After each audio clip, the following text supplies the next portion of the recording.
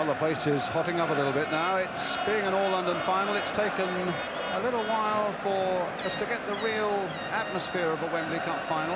And in fact, away up there amongst the Rangers supporters, there still seem to be a few gaps in the crowd, which suggests that maybe it's not yet a full house. Well, our Curry is a Vindaloo, Tony Curry of Queen's Park Rangers in the midfield. And he's pretty hot stuff, and Rangers will need him to be in excellent form this afternoon to counter the undoubted talents of Glenn Hoddle. But of course it would be so wrong just to try and polarize the whole afternoon into a battle between those two, because there are plenty of talented players on both sides. Well, grass or plastic, QPR fantastic. QPR, who play half their games, of course, on their artificial surface at Loftus Road, which really is the nearest league ground we have here at Wembley, a matter of 3 or 4 miles away. Rangers enjoying their centenary and their first ever visit to an FA Cup final. They've won the League Cup in 1967 when, as a third division side, they beat West Bromwich Albion. Spurs have been here 6 times in an FA Cup final, and they've won it 6 times. Only Aston Villa, with 7 victories, have more. So way above, as the bandsmen play on, you get the overall scene, and what a marvellous picture it is.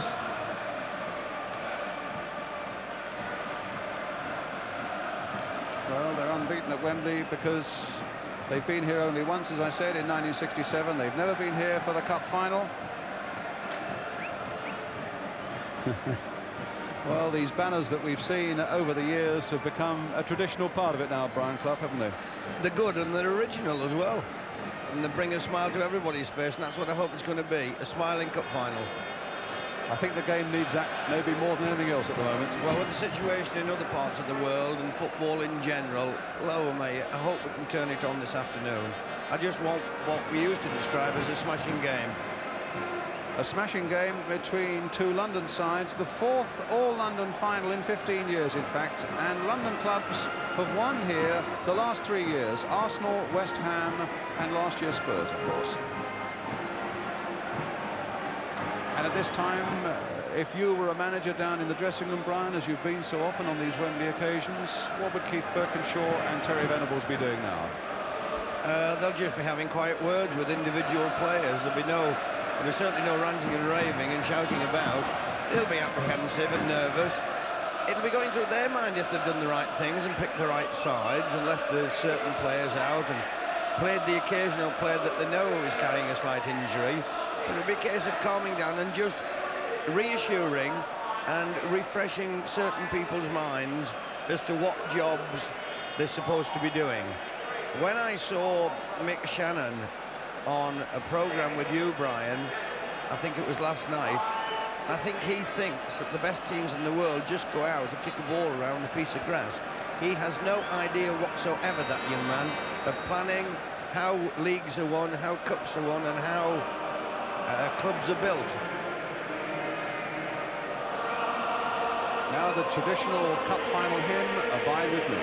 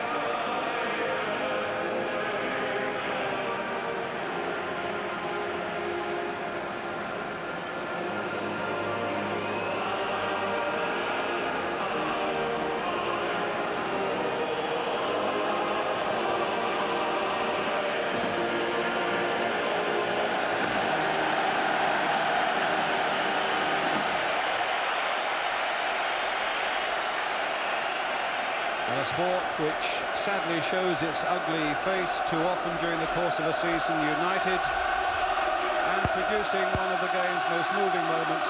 Abide with me in the minutes leading up to a cup final. The battle to get here, intense for both clubs. Spurs by way of Arsenal, Leeds, Aston Villa, Chelsea and Leicester. Queen's Park Rangers by way of Middlesbrough, Blackpool, Grimsby, Palace and West Bromwich Albion. And now for them, the great day has arrived, and the match, as you can see with the players coming up the tunnel, will soon be underway. The nerves, the doubts, the fears, the little niggling worries will soon be over, and they soon will be doing the job that they do best.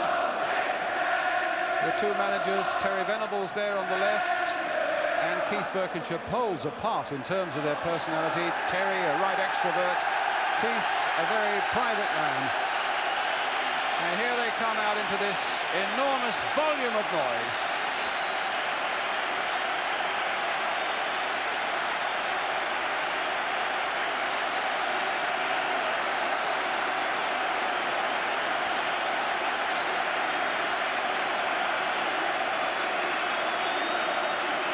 And to the delight of their fans, Queen's Park Rangers wearing specially prepared tracksuit tops in the fashion of their shirts, blue and white hoops. They won't be wearing blue and white hoops today, they're wearing red instead, with Spurs wearing an all-yellow strip. But that's a nice touch by Rangers, and psychologically maybe a very important one as well. There's young Peter Hucker just going through, the goalkeeper who's played only 28 first-team games alongside Ray Clements, who's played here more times than that, 36 in fact.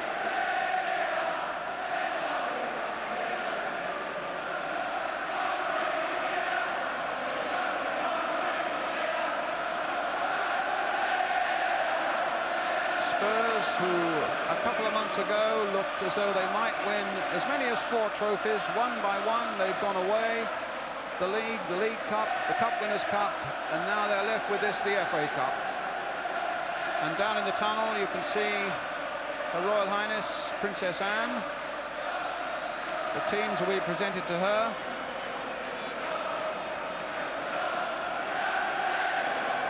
Of course, an international sportswoman in her own right. And behind her, Captain Mark Phillips, also an international sportsman in his own right.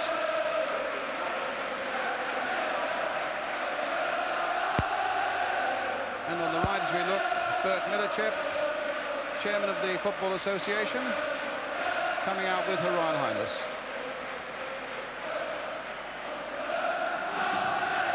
And the national anthem.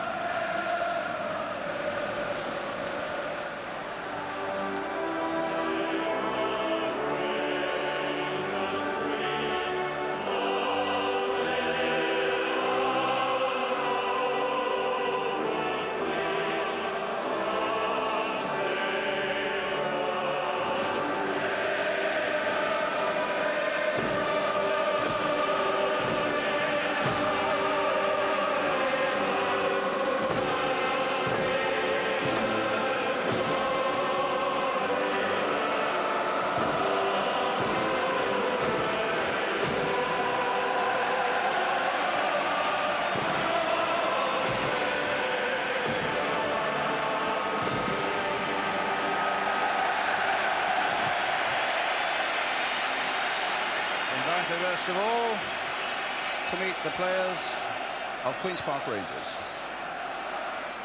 with Glenn Roeder, their captain, doing the introductions.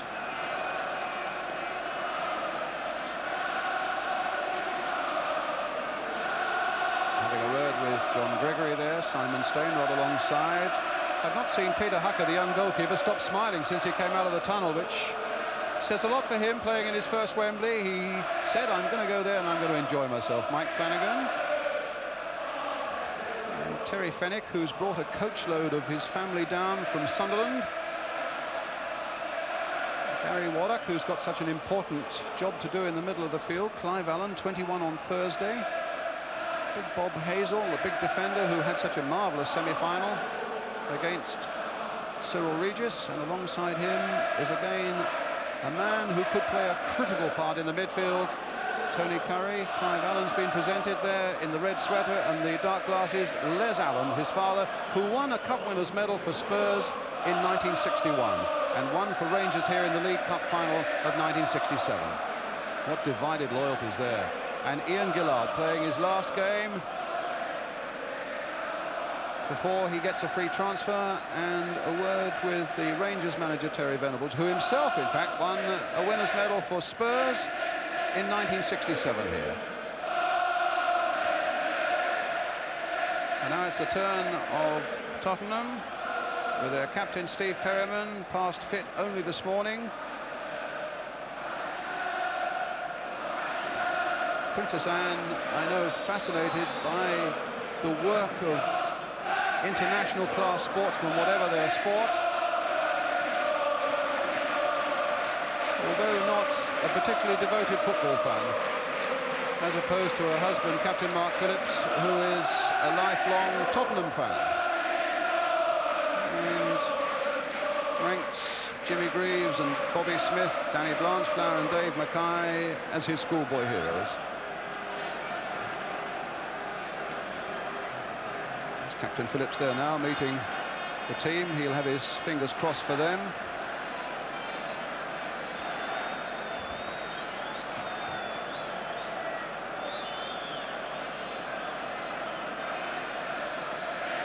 Spurs, of course, without Ricky Villa. Sadly, Keith Birkinshaw felt that it wouldn't be right to play him with the situation as it is in the Falkland Islands at the moment. But in football terms, there was better news for him when Steve Perryman and Tony Galvin were both past fit. And there is Keith Birkinshaw having a word with Her Royal Highness. One of the straightest and most honest men you could ever wish to meet. And the referee behind him there, Clive White, 41 years old. There he is, manager of an off-licence, comes from Harrow, introducing his linesmen, Mr. Hamill from Birmingham and Mr. Mitchell from Somerset.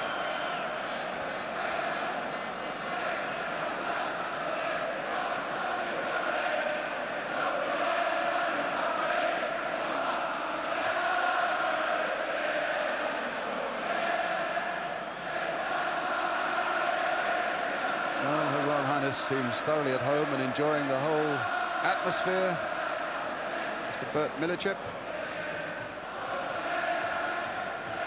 And now they go back to the royal box to get just about the best seat in the place.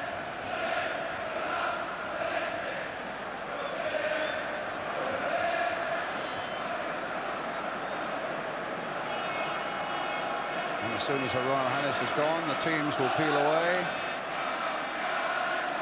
And then it'll be time to get down to business.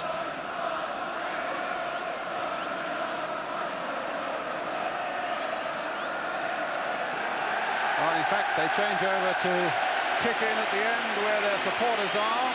Here are Rangers. They really are snazzy tracksuit tops they've got.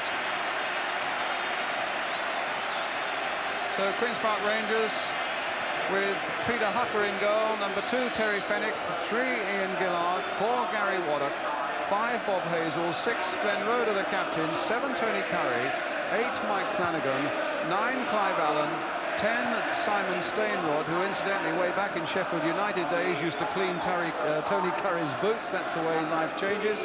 And 11 John Gregory, with the substitute, a man who played in the semi-final, and he won't let them down if he has to come on, Gary Micklewhite, with the manager Terry Venables.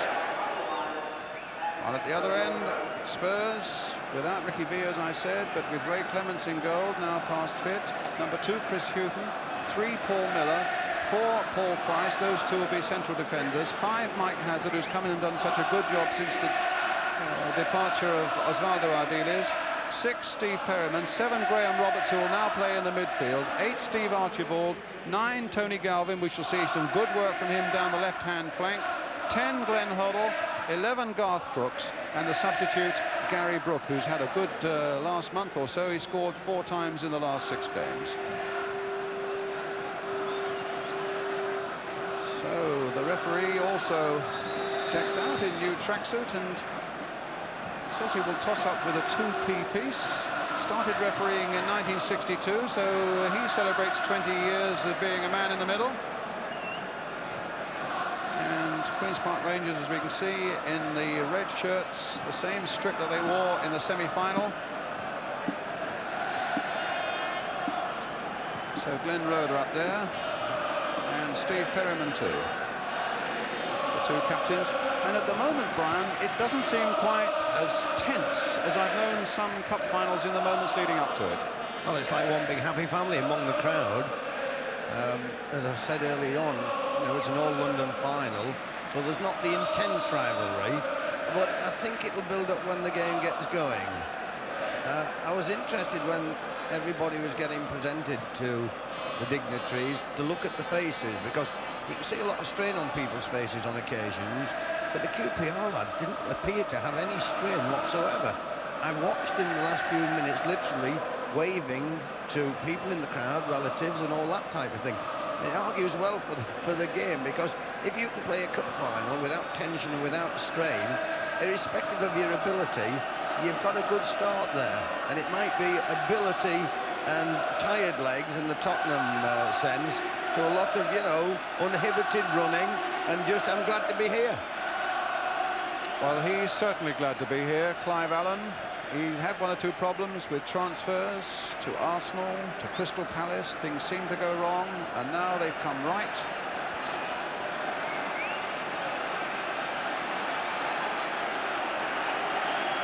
So the 1982 FA Cup Final is almost set to go, with Queen's Park Rangers attacking the goal. To our left, red shirts, black shorts, black stockings, and Spurs in an all-yellow strip. Can the underdogs, the second division side, do it again, as Sunderland, Southampton and West Ham have done in the last 10 years? Soon we shall know. As Clive White gets them underway, Gary Waddock playing it back to Bob Hazel, and the first touch of the ball in the first seconds of the game to young Peter Hucker. Only 28 senior games. He's only been a first-team player for 5 months. Big lad, 6'4" of him, and it seems a very happy disposition as well. Flanagan, Stainrod, and a long cross towards Clive Allen. Still got that left wrist in a light plaster, and a corner straight away for Queen's Park Rangers.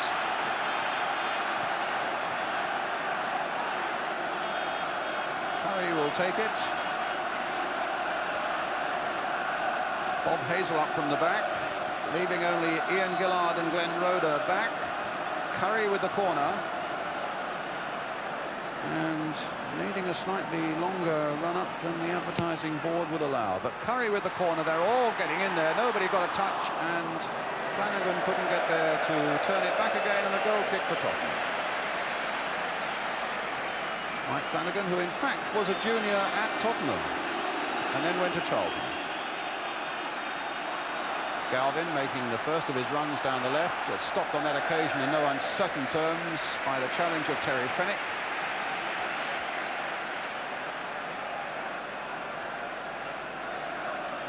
Clive Allen limping a little bit, I noticed. He got a knock maybe there when he challenged for the ball that went finally for a corner.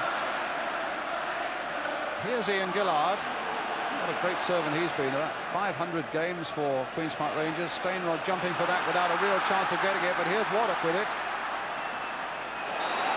And the challenge was too fierce there.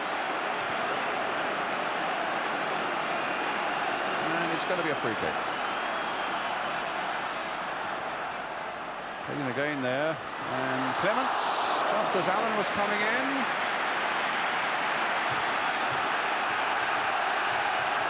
And here's Galvin off once more for Tottenham.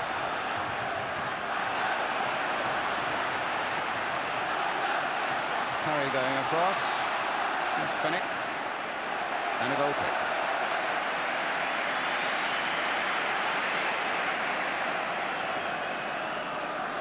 So Tony Galvin, who had a bit of a thigh strain for the last 2 or 3 days that was worrying, has been able to stretch himself down that left flank in the opening 3 minutes of the game.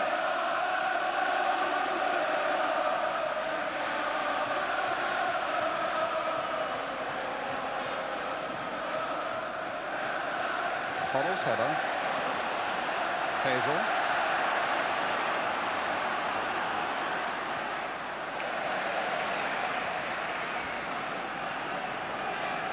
Ball lodged for the moment behind a little battery of photographers. Tony Curry with Queen's Park Rangers throw. Stainrod's right there. Now here's Flanagan.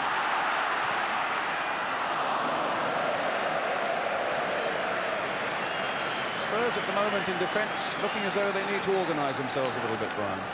Well, they will do eventually. I think it was predictable that QPR were going to start off with a wee bit of flourish and a wee bit of enthusiasm. I was interested in the first corner of the match where the QPR lads stood outside the box. It was incredible sight.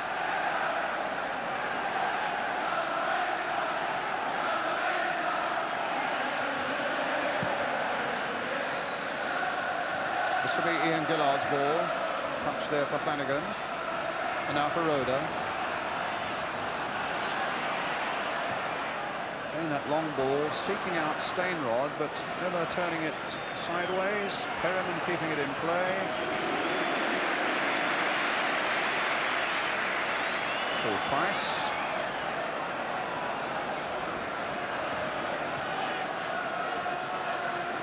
Miller.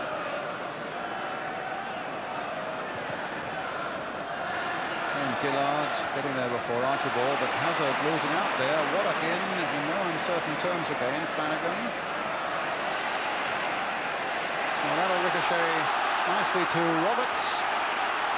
Powerful man and difficult to stop. Fennick in the end turning it back to Hucker.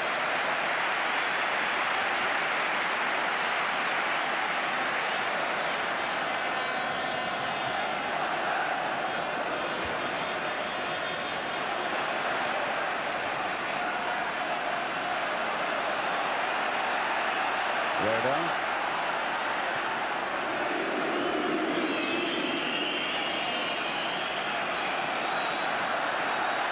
And now Curry coming from deep.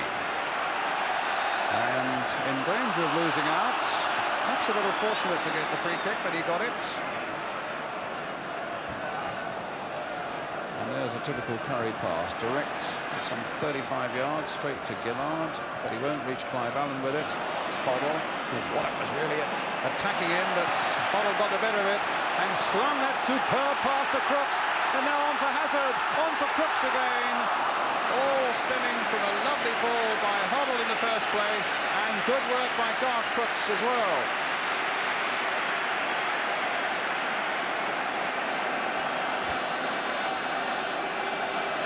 Crooks doing some good work there, and then not quite getting the rebound.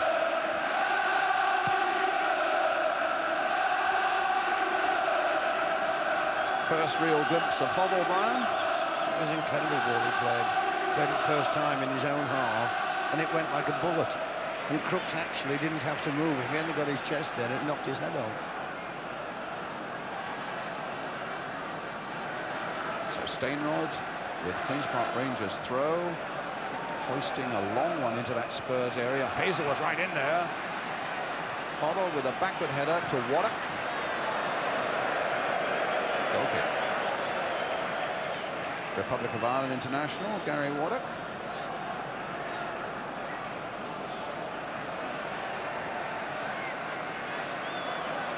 Miller doing a Hoddle and finding Crooks. He's got Galvin outside him, he's got Hazard up alongside him. Galvin in a lot of space down the left, but Crooks going all the way.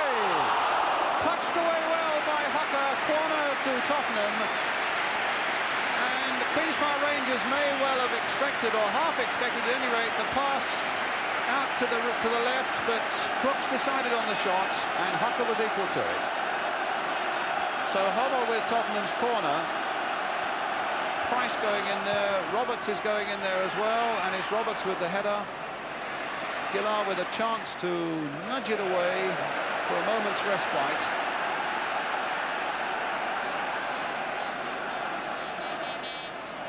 Hazard. Hoddle. A nice reverse ball there for Archibald. Hazard. Chip in once more there, but try as Galvin might, he couldn't get to it. Hoddle once more. Played for Paul Price. Graham Roberts. Good little spell of pressure this by Tottenham, and a good ball by Roberts finding Galvin, who's now on this right flank. Played inside again for Hoddle, but he tried to jink past Gregory and get himself a shot in. Hazard playing it in towards Archibald, and it's away for the goal kick.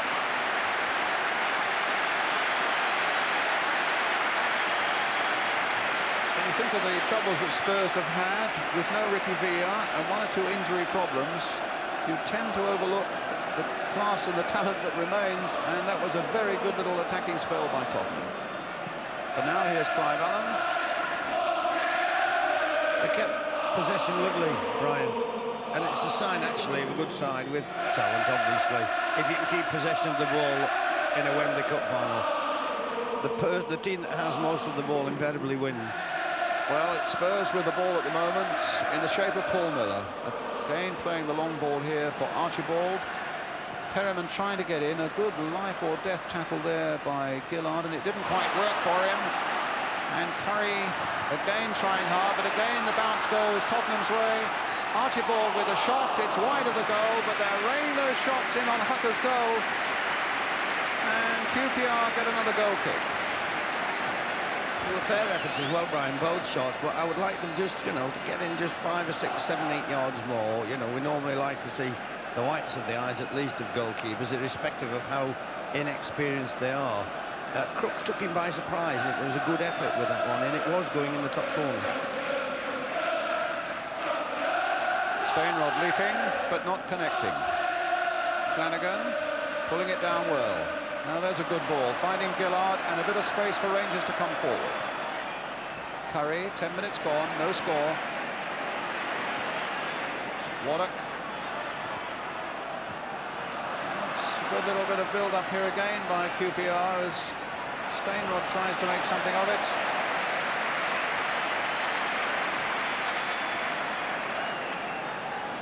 Perryman's throw.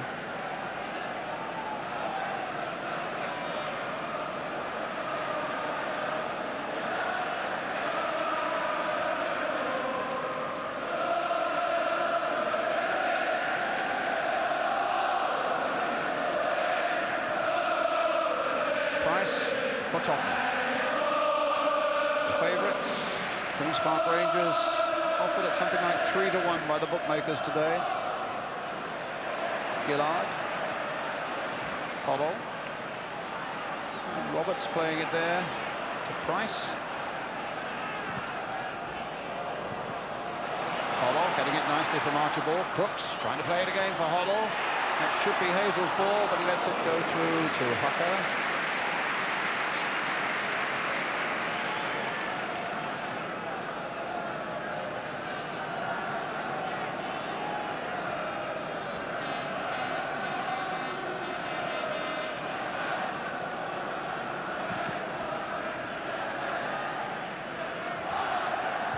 Whoops. Gregory there. Schroeder.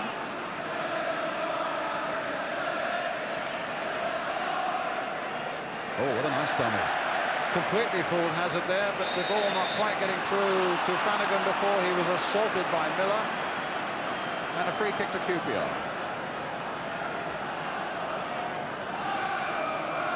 Curry. Allen flicking it on towards Flanagan. Gregory's in there. Flanagan ducked underneath that one. Maybe there was a call that he thought was from a teammate. Perryman. Roda, a bit off balance, but got enough of a header in to find Hazel.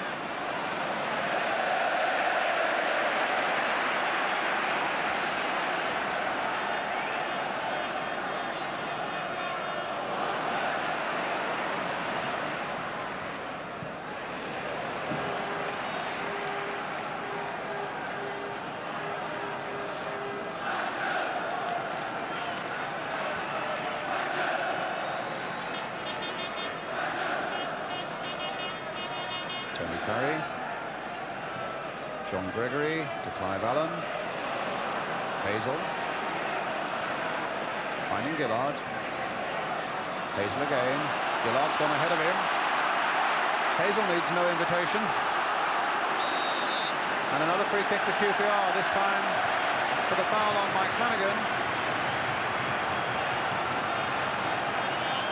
Good decision by the ref, Brian. He let the first free kick go, you know, to play the offside, to play the advantage role. It was a good decision because there was 2 fouls. He's a good referee, Clive White. England's only representative in the coming World Cup.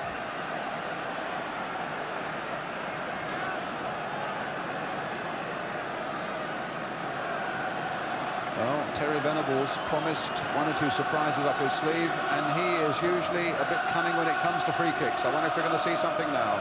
It's Curry on the ball, it's Flanagan with the shots, but it's Clements with the save.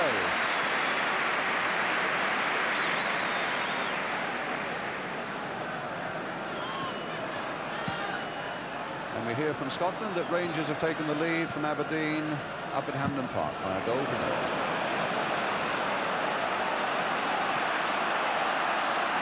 Roda holding off Crooks. Tottenham's throw.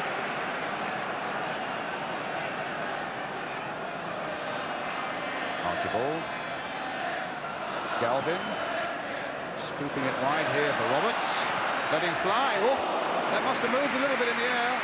But Hucker stood up big and strong and collected. Flanagan. Waddock. An interesting ball played in for Gregory, and he allowed it to go through, hoping that Curry would pick it up, but instead of that it's Galvin on the run and allowed to go a long way, and then brought down by Hazel. That's going to be a free kick and a wigging for the Rangers number 5. Is it going to be a booking also? No. Clive White for a moment felt into his back pocket, and it was a warning and no more. But certainly Spurs were really on their way, and they have a free kick here from a position not dissimilar to the one we saw just now that Queen's Park Rangers had, and Hazel is injured, and the Spurs fans are making their feelings felt.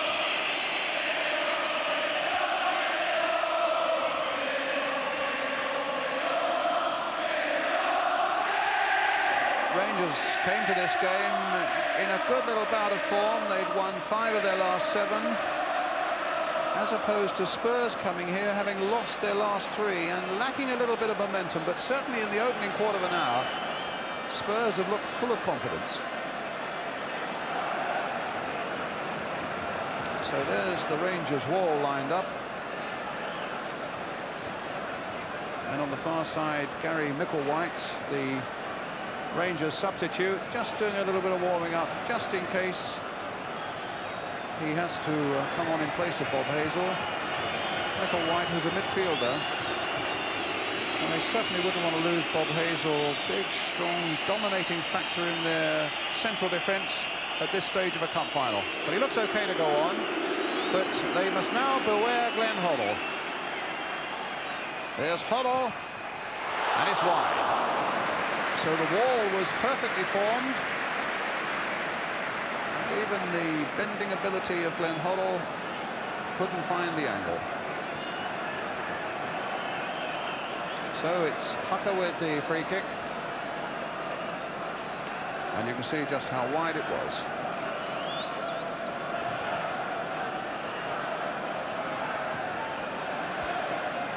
Waddock. And Waddock again. Miller.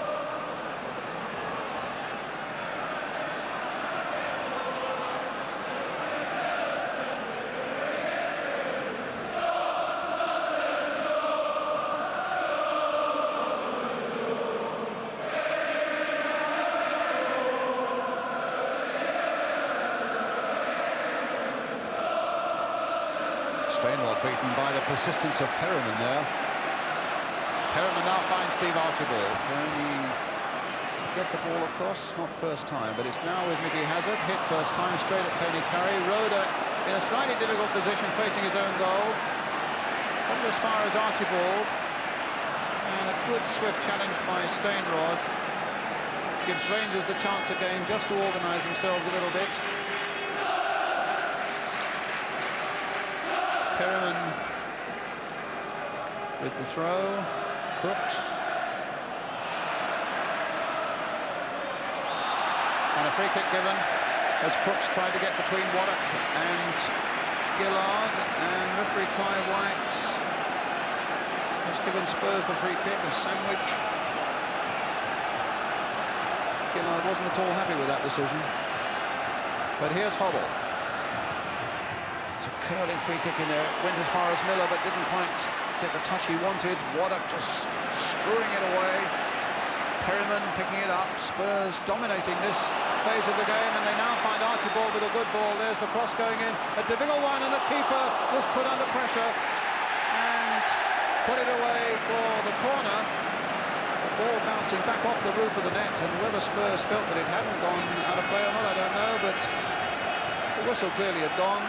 The corner clearly had been given.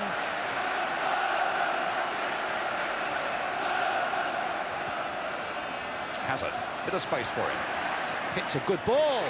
Needed to be turned away and was turned away well. Roberts turning it back in once more. And Archibald got the little flick in. Hucker got it away. All academic because the whistle had gone. But certainly Peter Hucker with plenty to do. And it was a great shot by Hazard. Hit it really well and just parried there by the young keeper. Certainly had plenty to do so far, Peter Hucker, Brian. He's doing remarkably well, but I'm sorry I harp on about it. They're giving him plenty of time to see the ball, and they're weaning him into the game, actually. And there have been some excellent shots, and he's dealt with them well. Not so much the last one, because he poked it up in the air, but he certainly had a touch of the ball, and his confidence must be now 200% more than when he walked through the tunnel at 3 o'clock. I don't know how long he can keep it up. I would like the Tottenham forwards just to get a wee bit closer. Hazel beating Crooks in the air. Curry, Waddock taking it around Hoddle this time. Tony Curry. Gregory. Gillard. No, out of play.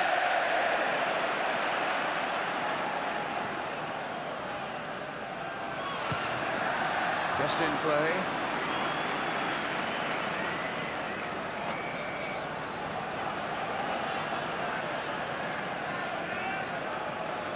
Rangers almost entirely concentrated in their own half now. In fact, every one of their players right back there being forced back more and more by Tottenham. This time it's Archibald squirming his way through. And penalised on the way to give Spurs another free kick. Once more, Paul Miller and Graham Roberts are coming forward into that Rangers penalty area. They are the two big men who might well be the target for this free kick from Glenn Hoddle. Curled there, a little too close maybe to the keeper, although in the end it was Hazel, and the ball must have gone over the byline before the Rangers number 5 made contact. It's a goal kick.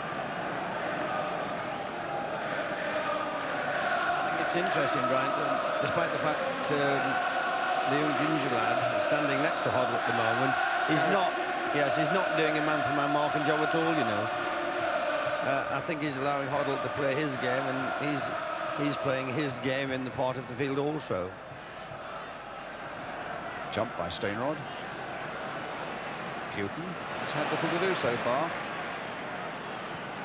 Gregory. Oh, that's going to fall straight to Perryman. Spurs absolutely dominating it at the moment. Hazard. And Waddock playing it back once more to Hucker. Rhoda.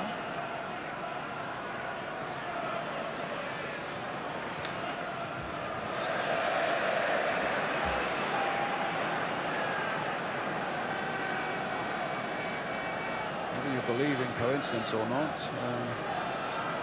QPR stayed in the same hotel down near Croydon as Sunderland did in '73 and Southampton in '76 when they both came here as second division sides and won. At the moment, QPR looking anything but a good bet. But they're still 0-0. There's still a long way to go, but they are being pushed back more and more by a Spurs side that seems to be growing in confidence. But at the moment, it's Curry on the break. Clive Allen after it, and Clements needing a little bit of unorthodox goalkeeping to get it away. But here's Archibald. Can he keep it in play? Gillard's going with him. It's Tottenham's throw. Perryman will take it.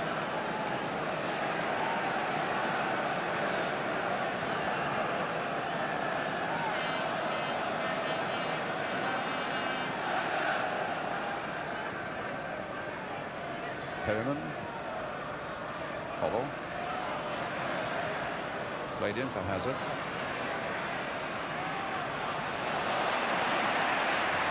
Oh, nice control by Hazard, and all credit to Curry. He stuck with him so well and prevented the cross coming in.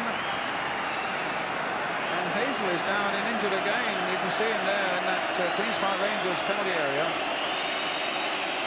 Well, I don't know whether he was injured just then. He was certainly injured a few moments ago, as you remember. Now, whether he's got a real problem, I don't know. But if he has, that could be a real problem for QPR. So, Terry Venables in the centre of your picture there, the Rangers manager, who's got a marvellous tactical brain. And on the right of the picture now, Keith Birkinshaw, whose success over the last couple of 3 seasons for Spurs has been phenomenal, and he'll be delighted, I'm sure, as the Spurs fans will, that he's now signed a new 3-year contract with the club.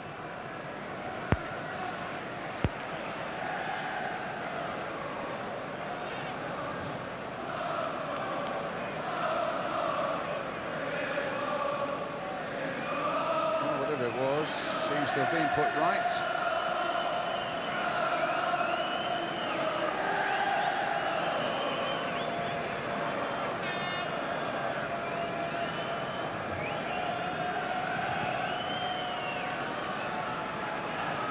Minutes of the first half remaining. Stainrod for Queen's Park Rangers.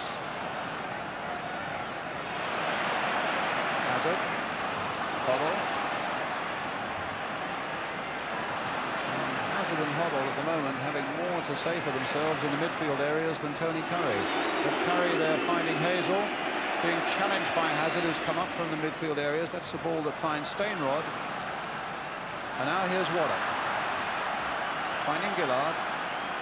Little touch again for Gary Waddock. And Fennick on the far side. Stainrod. Challenged and beaten by Roberts. Big, strong man and hard to deny. Here's Crooks. Good goal-scoring record with the cup this season. Archibald. Space here for the skipper, Steve Perryman. Really attacking Gillard there, and Gillard holding his ground and timing his challenge well. Here's Gregory just slipping it there to the Rangers number 3. Clive Allen beaten by the challenge from Paul Price. Gregory, Flanagan, free kick. Well, it's a pretty unorthodox free kick, but the referee's attitude, I think, was right. Keep it moving whenever he can, and I think that is the philosophy of the referee, and if it is, it's all the better for this cup final. Hoddle. Archibald. Pursued by Roda, and Roda has the better of it. Curry. Looking up, see what's on.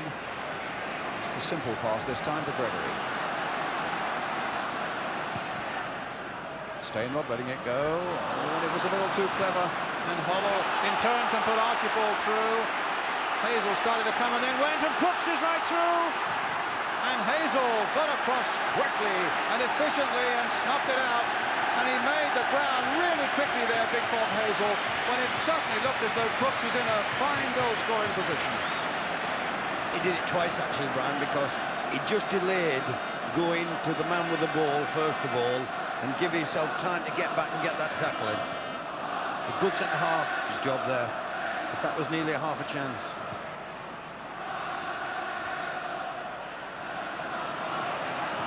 Rangers, of course, with another centre-half, Steve Wicks, sitting on the bench, ineligible for this game. So there's real competition for those back four places at Loftus Road at the moment, but Hazel did a marvellous job there. Here's Crooks again. Galvin. Ooh, the referee got half in the way of Hoddle then. Curry lifting it clear. Oh, good work by Steinrod. And now Allen. Cut out by Perriman.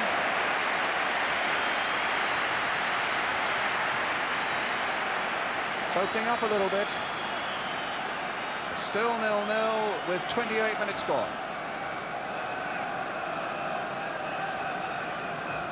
Curry, bit of space now to consider something. And he's picked up Gregory on the far side. The header coming in, and Steinrod hitting it first time, which may not have been the best thing for QPR. Just behind him was Clive Allen.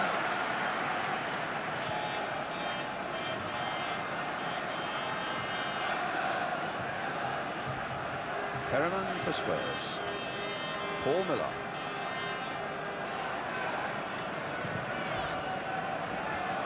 Rhoda, nicely guided header, accurately there for Gillard. Again, using Steinrod very much as a target man up there, and Flanagan and Allen just holding a little bit off him. Steinrod letting it go through, and it's 2 or 3 times they've tried that little dummy, and it was within an ace of working then. Steinrod's little dummy, and Allen and Flanagan just behind, hoping to capitalise on it. If Allen hadn't have been standing stationary then, that could have been dangerous, but the young man wasn't with it. Well, here he is again, but he didn't make a contact there. And he didn't stop Miller there, but Curry has. Miller threw a little hard and is being called to the referee for the challenge there on Tony Curry.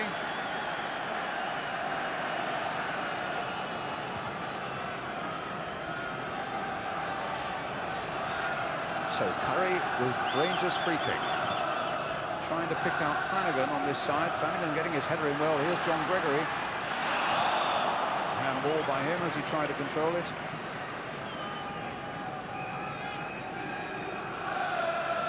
So coming up, as you can see there, 30 minutes gone. Queen's Park Rangers 0, Tottenham Hotspur 0.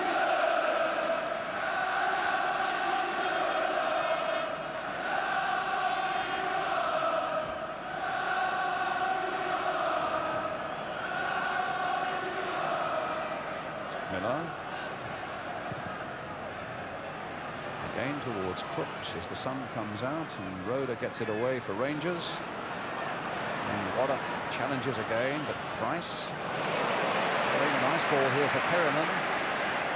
Played inside again for Hoddle, beginning to attack them now. But in the end, Gillard and Waddock between them get it away as Flanagan. Curry. What a good deep ball there. Fenwick on the far side. And Hazel has come up from the back. The big number 5 has gone on the overlap. Here's Clive Allen. But Price getting it back calmly and comfortably to his goalkeeper. With a great break there by Hazel. And up in Scotland, it's now Rangers 1, Aberdeen 1.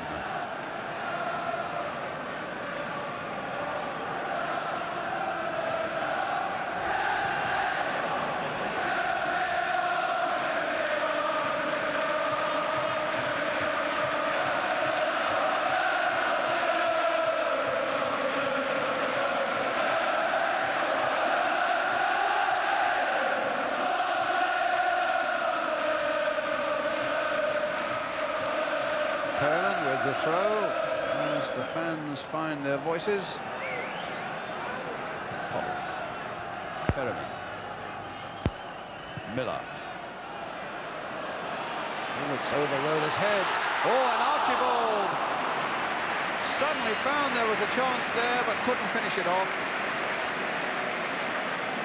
It was always one of those tantalising crosses, and Glenn Rhoda backing away and didn't quite get to it. The bounce suddenly went Archibald's way. was an half ball, Brian. He should have come and cleared it. It was a bad ball for Roda to try and attempt. It was swirling down and it was over his head. It could have cost QPR a goal, that. Good refereeing decision, a shove in the back by Miller on Stainrod, and he was at the perfect angle to see it. Gillard picking his way past a couple of them. It's Flanagan. Archibald for Brooks. Hazard outside him. 4 Spurs are forward, and Rangers are in trouble getting back, but the flag is up for offside against Archibald. Good decision by the linesman on the far side. Little doubt about it, in spite of the protests of Spurs Scottish number 8, Steve Archibald. It's a golden rule, Brian, that when you've got a 3-on-2 situation, you hand it then, you play the ball, you don't run with it. Young Crooks could have played that ball 20 or 30 yards before he did, and Archibald then would have gone clear. Roda playing a long ball forward. Paul Price. There's John Gregory. Clive Allen trying to get on the turn, and then stumbling and handling the ball as he fell. And Spurs can bring it away again through Tony Galvin, showing no signs of the injury that a couple of days ago looked as though it might keep him out of this game. Curry. That will fall very conveniently for Spurs.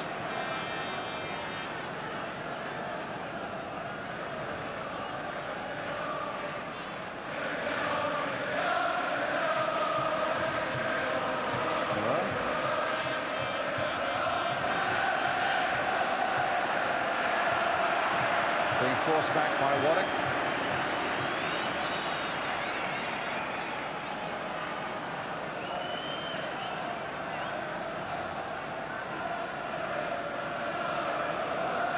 Price.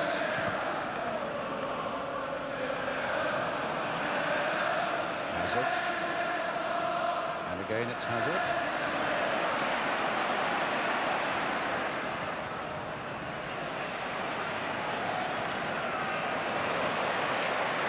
Perriman. Oh, misread that a little bit, and Roda is able to break away now. Convincingly here for Queen's Park Rangers. He's got Flanagan alongside him. It just wants the little ball, and oh, and he missed a glorious opportunity of putting Flanagan away, but Flanagan in the end turns it in, and Clements gathers quite successfully. A great run by Roda, but what a terrible finish, Brian. It was a tremendous run, once again. If it had just laid it and then continued his run, it'd have gone clear. Houghton, Hoddle. Now Roberts. Last time he played in midfield, he got a hat-trick. That was against Southampton. But his shooting that was a little better than that.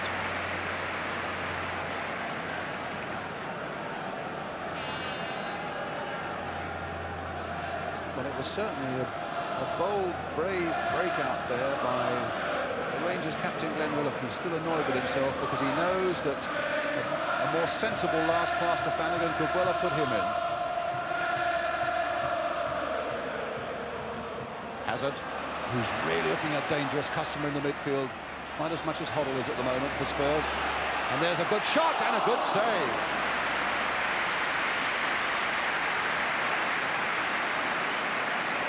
Curry.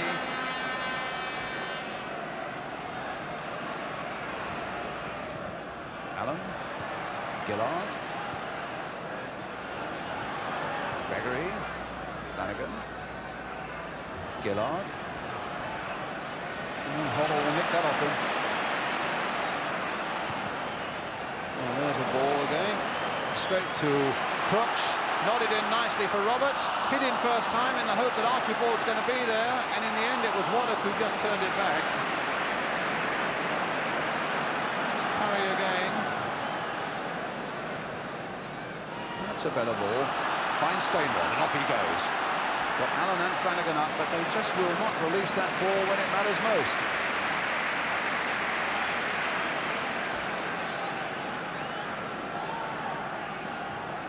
About 8 minutes of the first half remaining.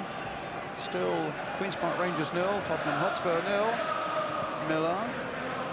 Crooks, nice touch inside again for that dangerous man Hazard. A little dummy. He changed his mind about 3 times and in the end got it wrong. But he's looked quite a player so far, Mike Hazard. He's playing quite well, actually. He scored a magnificent goal against us early in the season when he'd just come into the side. But what Tottenham are doing at the moment, Brian, they're showing just slight strains of a bit of frustration creeping in. He could have led that ball 2 or 3 times, and I would think they'd be better off playing it first time and getting in the box. Hazard again. Curry beating Roberts. Price. One for Tony Curry again. It's too close to Houghton. And Curry is down for the moment. But he's up. Well, nothing like a ball at your feet to make you suddenly feel better. Tony Curry once more. Flicked on again towards Allen by Gregory. Here's Flanagan.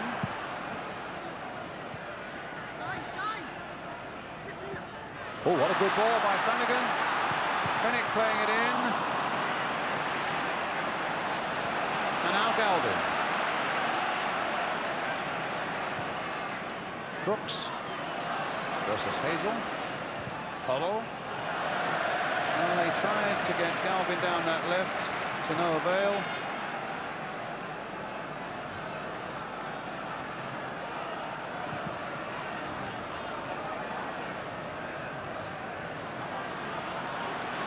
Perryman, Hazard, Cobble,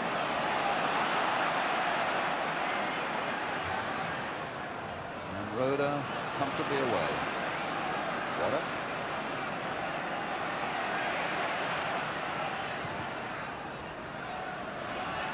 Gregory. Gillard. Stainrod's after this. Miller heading it away only as far as Clive Allen. Flanagan, and now Stainrod, onside, no flag there. The little chip by him, and nobody across there to finish it off. Flanagan turning it back, knowing that Gillard will be around, which he is. Flanagan. Waddock. There really looked to be a chance opening up there for Rangers, and maybe it's not gone yet. Fenwick, Gillard. Clements. Jim Stainrod crossed the ball there. I think he was more obsessed with the chip than finding a colleague, actually. He didn't play for the team, the young man. He could have tried to squeeze one through to young Allen on the floor. He was obsessed with the chip, and he must have known there was not many QPR players up there.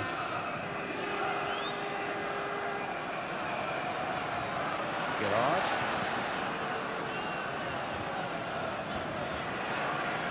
And now Paul Miller. It's going to be a Rangers throw.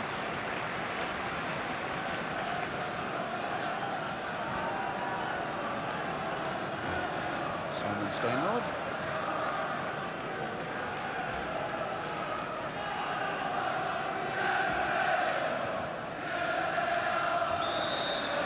Foul by Roberts on Waddock, free kick to Rangers.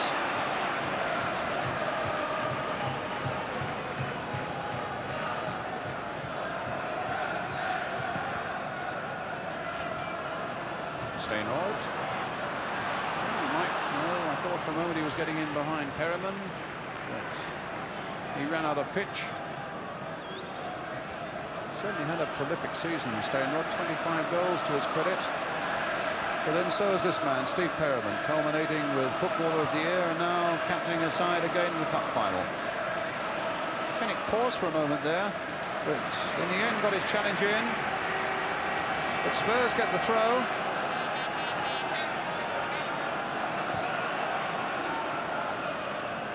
Roberts, challenged by Curry. Houghton keeping that in again for Curry.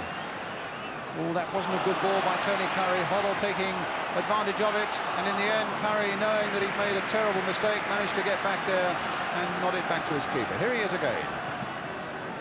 Now that's more of a Tony Curry ball. We really, in truth, haven't seen so many of them. That sort of ball has come from Glenn Hoddle so far this afternoon. Galvin to Hoddle. But Hoddle dispossessed there, and here's Curry again, but he played it straight at Roberts. Rhoda.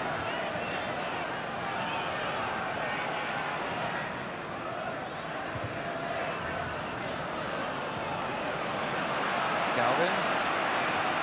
Finnick holding off him for a moment. Rangers with a lot back, but here's Crooks inside the area. Played back again for Hobble. Goal kick.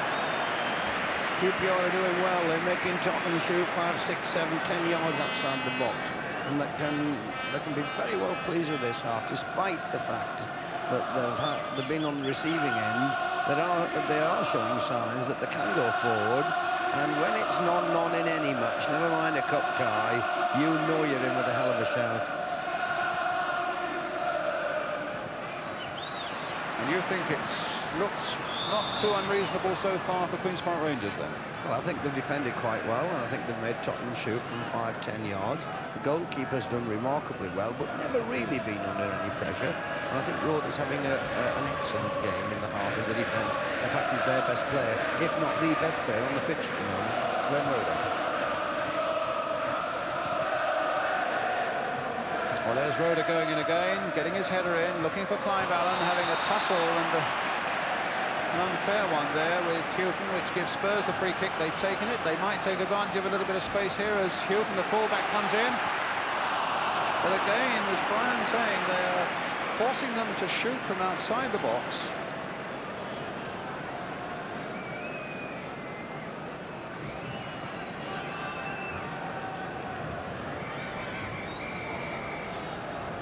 In the last minute of the first half now, Peter Hucker, 22 years old, with the goal kick for Rangers. Curry. Galvin. That's Price.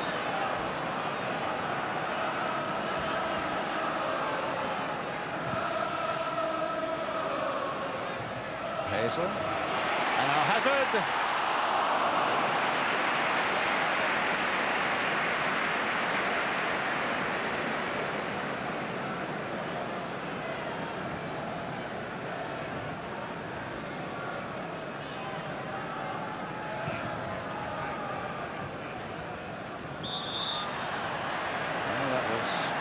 Paul Price hanging all over Simon Stainrod, gives QPR a free kick in the last seconds of the first half.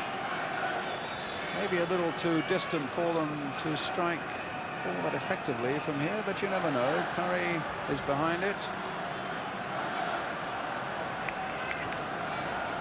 Hazel has come up as well, all adding a certain menace there for Ray Clements.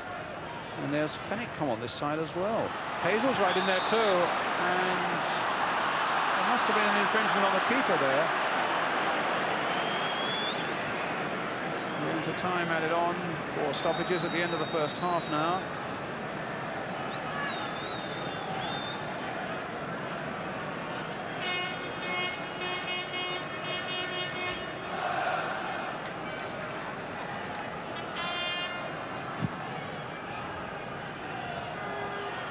Roder.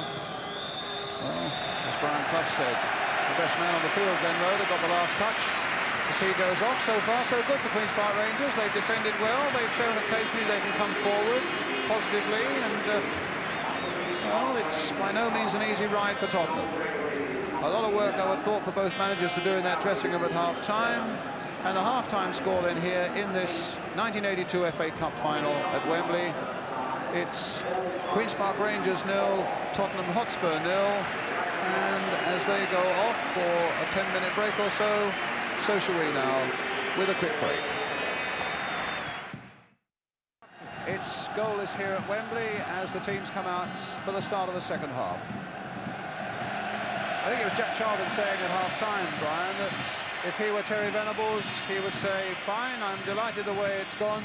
Let's have some more of that in the second half. Would that be your attitude? Exactly. When I saw the Tottenham lads walking out, there's a lot of tied legs there, you know, Brian. A lot of tension. They've had a lot of kicks on those legs this season, and they've run a lot of miles, and they've played a lot of matches. And they would have right to have gone in at half-time with a cushion of a goal, or even possibly two. They know now that they've got it all to do. And if they don't, you know, get on top in the next 10, 15 minutes, also in the back of the minds will be, these lads are capable of breaking away and getting a goal. There's young Waddock waving to everybody again. It's incredible how he's approached the game. But they're full of it. It's the greatest day of their lives, isn't it? And Steve Perryman and his team, I would think, as you rightly say, must know that it's by no means an easy job today. Steve was very quiet at our place a week or two ago. I thought he was carrying an injury then. I watched Ray Clemens walk off at half-time. He's certainly carrying one. He can hardly jog if you have a look at him now. And he's not relishing 45 minutes with having very little to do and then having to stop possibly the crucial goal. So that's how we stand then, 0-0. Clive White waiting for the last fansman to leave the arena. He's had a good first half himself as well. He looks more, Brian, if you'll excuse me, he looks more like a Spaniard. I'm glad he's going to the World Cup because he looks like a foreigner. But he's our top referee in this country at the moment, and I'm glad he's got the top match.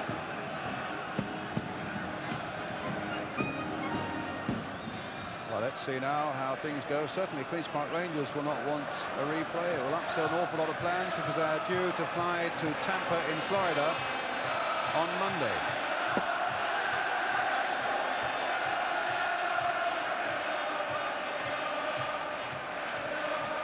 So it's Spurs then who'll get us away at the start of the second half. Remember, they're in the all-light strip of yellow. I think, in fact, Clive White was just looking up at the Royal Box to make sure that Her Royal Highness Princess Anne was seated. Well, now we are away. 0-0. Rangers in their first FA Cup final. Fenwick getting it away. Clive Allen with a little touch for Curry, a little bit more forward than at any time in the first half, in point of fact, and finds an offside Simon Stainrod.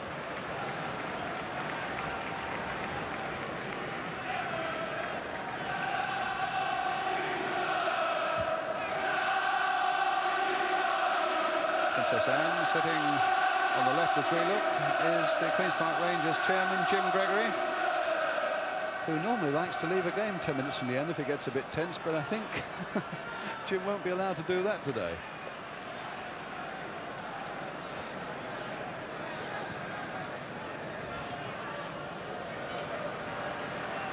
It's Curry.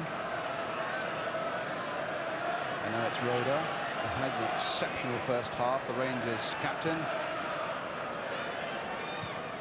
Gillard playing it in once again. An offside decision this time against Mike Flanagan.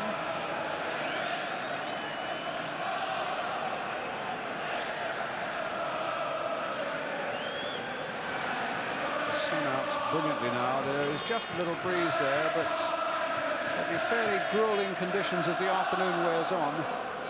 Paul Miller playing it forward now for Tottenham, but straight to Tony Curry. Some 10 times here for England at Wembley. Here he is again.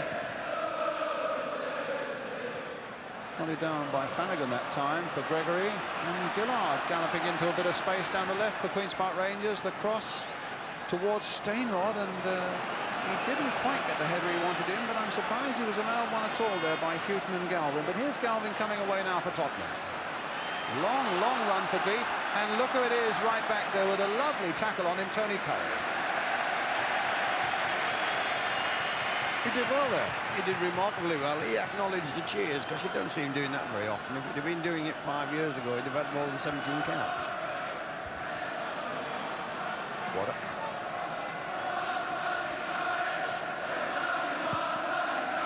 And onside, Clive Allen this time, but Paul Miller's there. They're sticking out the foot. Roberts now finding Hoddle, looking to set something up for Garth Brooks. But Hazel's gone with him. And he's a really ferocious competitor, Bob Hazel. On that occasion, getting on the wrong side of the law, conceding a free kick. But he and Roda are going to take some beating down this afternoon. But a free kick now, which Hoddle will take. And the big men are up once more from the back. Price is there, Miller's there, Roberts is a little deeper this time. Price making a little dash towards the near post, and now he's come back. It's Miller making the dash in there this time. Tony Curry.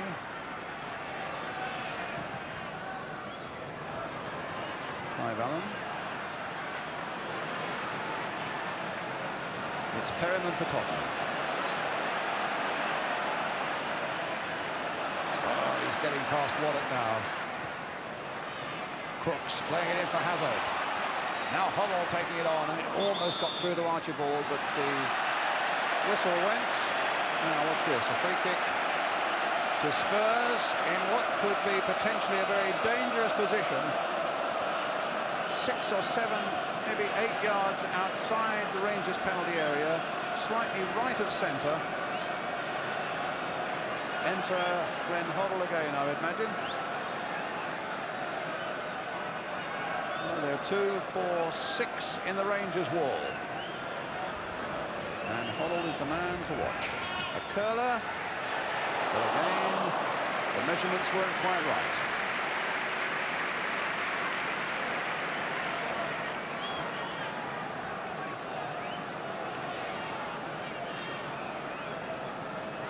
Just while we've got a second, Brian, I think Terry Venables is up on his feet there, and he's got the so off. I think he's going to get young Clive Allen off. He hasn't had a kick since the match started. Well, I don't know whether you remember, he took a knock, didn't he, Brian? We saw him limping in about the first minute of the game. Whether he's been hiding an injury since then, I don't know. Possibly. But they are certainly getting Gary Micklewhite ready. Well, he's been ineffective since that first knock, if he got a knock. And he's challenging for the ball in a cup tie. They've left a lot to be desired. I would say the lad's going off. Yes, they look as though they got number 9 ready, and well, what a sad week it's turned out to be. He was celebrating his 21st birthday on Thursday. He's got all his family here, including his dad, who played for Spurs in a cup final and won. And it's just a matter of time now before he goes off. He knows it now. Here's Rhoda.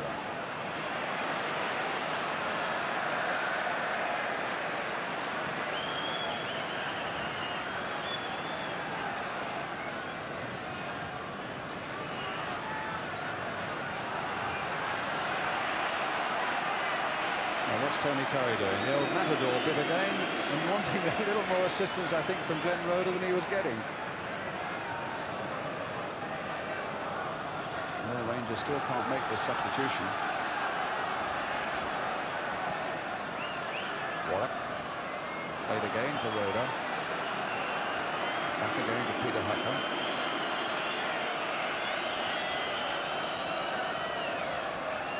Where does young Micklewhite play, Brian? He's a midfielder. But he'll go centre forward.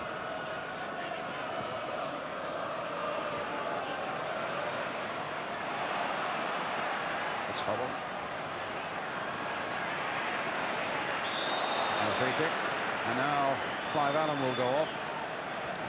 And they'll bring on the substitutes, Gary Micklewhite. So poor old Clive Allen, it's always sad to see that. And nobody will be sorrier than his dad in the dark glasses there. But he did seem to take a knock in the first minute of the game. And whether that's hampered him all the way through, I don't know. But Gary Micklewhite is on, 21-year-old.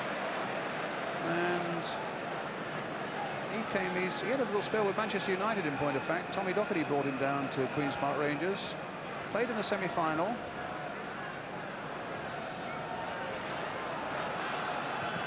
And Clive Allen feeling a bit dejected about it all. But that was a good little break there, suddenly appearing for Queen's Park Rangers. But now Spurs getting it away. Houghton, Curry, and another free kick to Spurs. And poor old Clive Allen is in a bad way. Looks like he's having a little quiet tear on the bench there. As indeed, if you remember, his cousin Paul Allen did after he'd received his winner's medal here in 1980 for West Ham. Well, here's Galvin on the left flank now, and oh dear.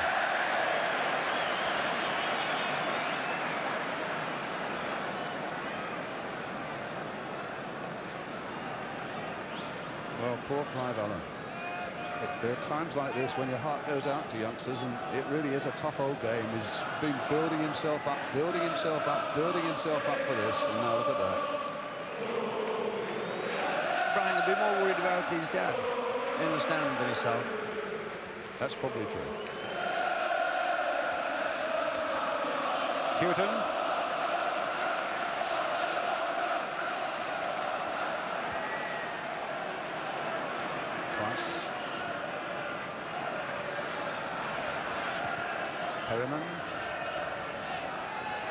Hazard.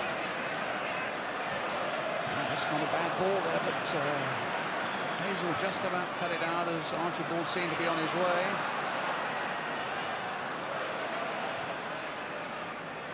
There's Curry's head away.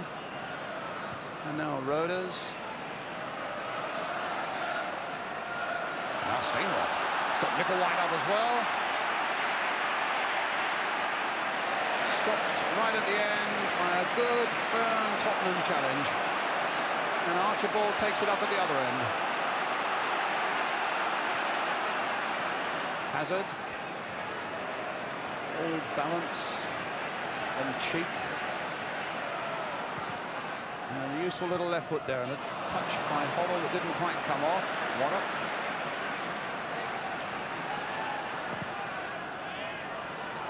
Miller backing away, but didn't get to it. Micklewhite. Flanagan. Micklewhite again. Ooh, that's an interesting ball there for Gregory, but he meant to aim it in towards Steinroth, and the final header was off the mark. It wasn't a very good throw out either from Ray Clements, and Galvin was a little lucky to get away with it, but here he goes. Well, he deserved the free kick there. The challenge by Waddock was unfair. Best move that QPR's had that one, Brian, where it was nearly a chance, and Gregory could have held it.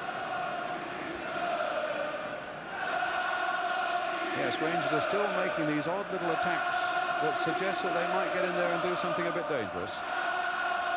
But at the moment it's Price for Tottenham. Everything now compressed inside Rangers' half of the field. Crooks. Houghton. Hoddle. And now Galvin.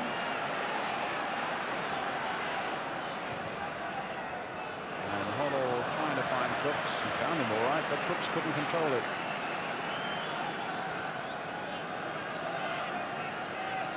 And the game developing into a very interesting one the longer it goes on, with Rangers holding on, and you wonder whether the underdogs will in fact find that arrow to pierce the hearts of Tottenham. But there's always a suggestion that Tottenham's extra skill might just win the day. It's a beautiful balance.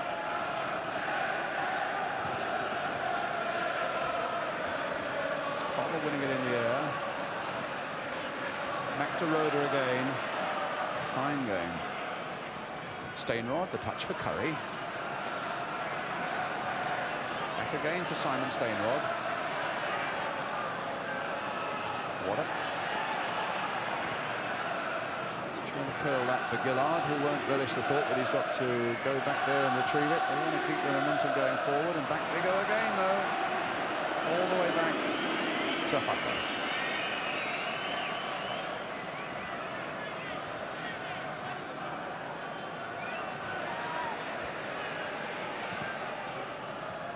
Flanagan. Hoddle. Getting that swift look up.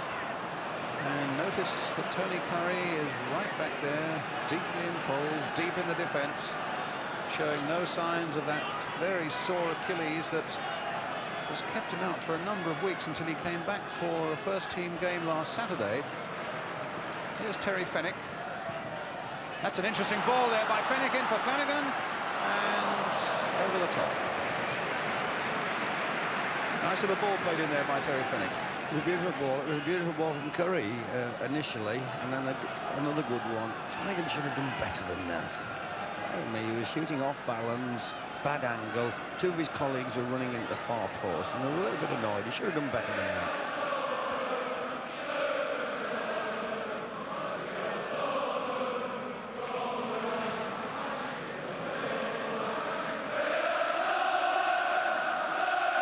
Perman. Archibald. Perman. Crooks. Beaten that time, Hoddle by Waddock. And Flanagan again. Steinroth. Went through the challenge for Curry. Scooped a nice pass out there for the substitute Gary Micklewhite, who's on for Clive Allen. And suddenly here's Waddock bursting on the scene, but not with a shot that's going to cause any sleepless nights for Ray Clements.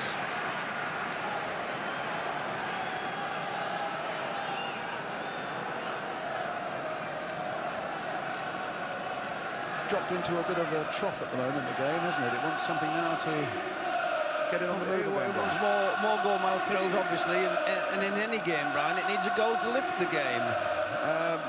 Curry's dropped a little bit deeper, and I don't think Roberts is in the game as much. I think they're both, you know, settling at the moment and just being extra careful. Rhoda, Curry, Hazel, now Gillard, Flanagan, Micklewhite,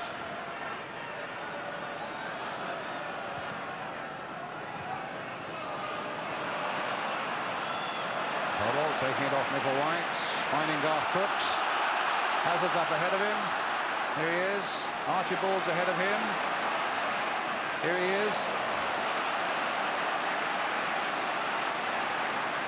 Hazard. All for nothing. Perelman trying to retrieve that situation against Gregory. Does so well. The little cross. Rhoda there for Rangers. Houghton. Waddock. The long ball clear. Stainrod's after it. Clement says, leave it to me. You can imagine, Brian, the tension out there, and you can imagine the reluctance to take any risk. You know, they've come a long way to, you know, lose this match over a silly mistake. They've been playing since January, the beginning of January. It's a hell of a big day, and nobody wants to commit themselves too much. That's where the element of caution comes in, and it's inevitable it comes in. It's human nature it comes in. A little bit of shenanigans there between Waddock and Roberts. Waddock offered his hand. I'm not sure that Graham Roberts took it, but he's certainly going to be happy with the free kick. I think the young man should be delighted he didn't take it. He'd probably kick it off if he holds it out again. Right, Paul Miller with the free kick for Tottenham. 0-0. Just over a quarter of an hour of the second half gone. Now Price. Gillard reliably behind it once more. Waddock getting in there, just poking it away. A little bit of respite, no more. Houghton trying to make something of it. Here's Hazel. And Curry taking charge once more. Picking up somebody's boot on the way. Or is it a shin guard? Well, that was dangerous. Curry delaying it, and it hits against Archibald, and it's Ian Gillard, in fact.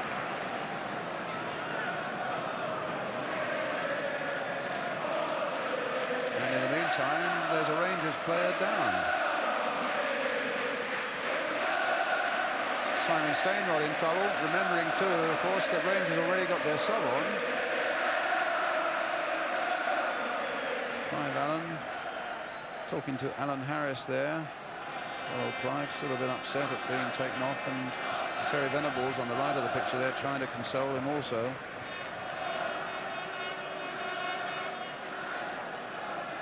Well, the Spurs bench have been through it all. The agony of watching a cup final. In fact, Keith Birkinshaw, only last March they were here in the League Cup final against Liverpool, where they led right to the last, until Ronnie Whelan had his say. Well, Simon Stainrod's all right to go on.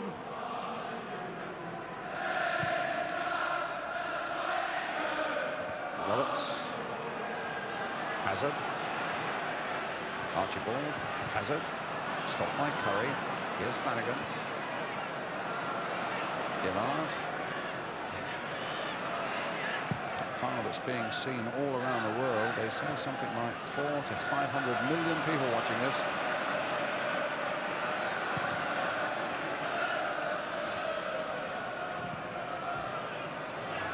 Rhoda.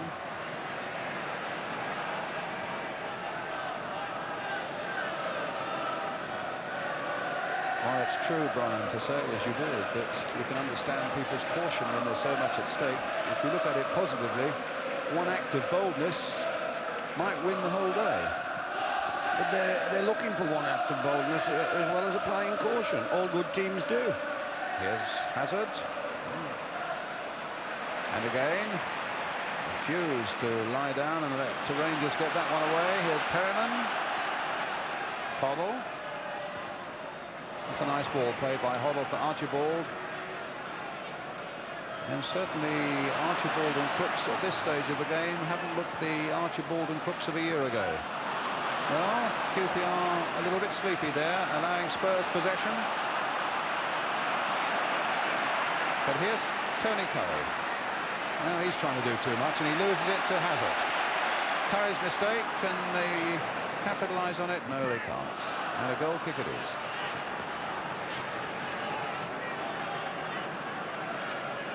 We could do with an orthodox winger, actually, just to get out there and give us a bit of width, because it's certainly all being played in the middle of the park at the moment. People are wary to run 30, 40, 50 yards with the chance of not getting it. An orthodox winger would change the pattern of the game altogether. But unfortunately, neither of these two sides possess one. The nearest to it really is Tony Galvin, and he seems to be much more withdrawn in a central midfield place. But here's Flanagan trying to make something for QPR.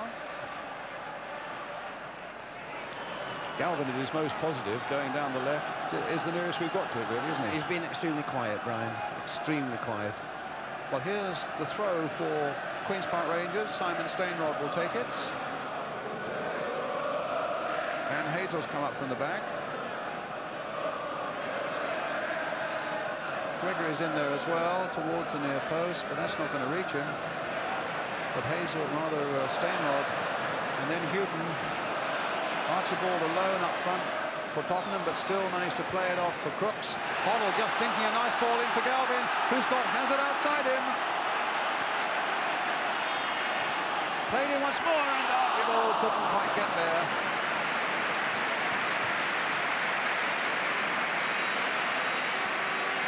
Well, a good break out of deep there, and again Hazard had plenty to say about it, and the little cross with Archibald just failing to get to it. Fennick. Gregory. Curry.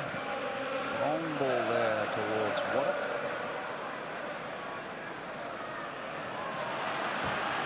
Now Gillard. Stainrod. Flanagan. Micklewhite. Flanagan tried to play that through. Perriman hooking it away as far as Crooks. Well, Waddock slipped, and away goes Crooks. Here's Hoddle. And going behind Hazard, so Roda starts another of his runs. And Micklewhite fractionally offside. There wasn't a lot in it.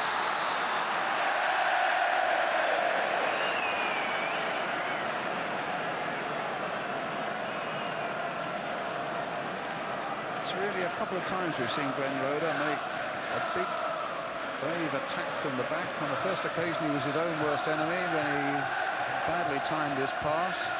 On that occasion, he found Micklewhite offside.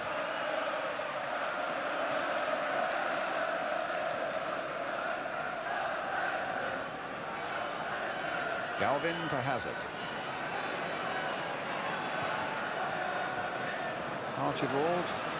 Again, he doesn't have to look around to know that Hazel's there, but this time he's looking to get the better of Hazel, and seems to have done so until Roda comes in there and makes the clearance for Rangers. Curry.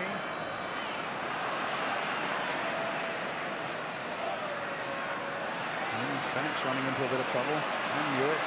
Oh, had his feet taken from him by Crooks there. The referee pulling the book out of his pocket.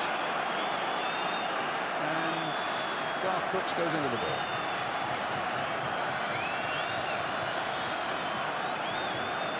That, Brian's a pure sign of frustration. That was the problem. That was probably what caused it in the first place. Fennick's challenge Fennick's challenge on Crooks in the first place, Brian, was the thing that caused the retaliation. It wasn't too bad a challenge from a full-back. He'd overrun the ball, he'd lost it. They had to get it back. But that's a bit of frustration coming from that young man. It's never good to see forwards do things like that. It's not good to see anybody do it. That's what offended Garth Crooks. Yes, but it wasn't too bad, was it? That was the... Might liven him up anyway, or it might liven the game up.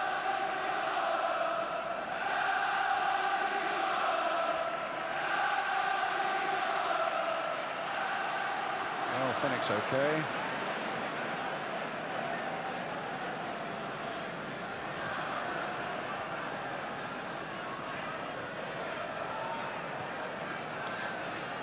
Flanagan, Curry,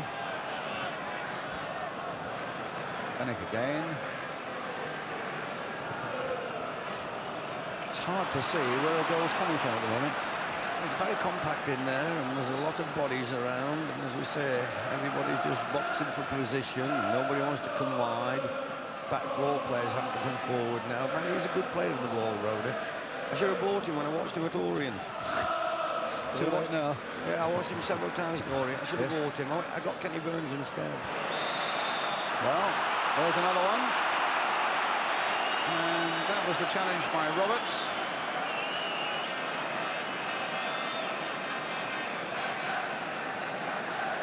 But the referee feeling that there's no need for any word with the Spurs number 7.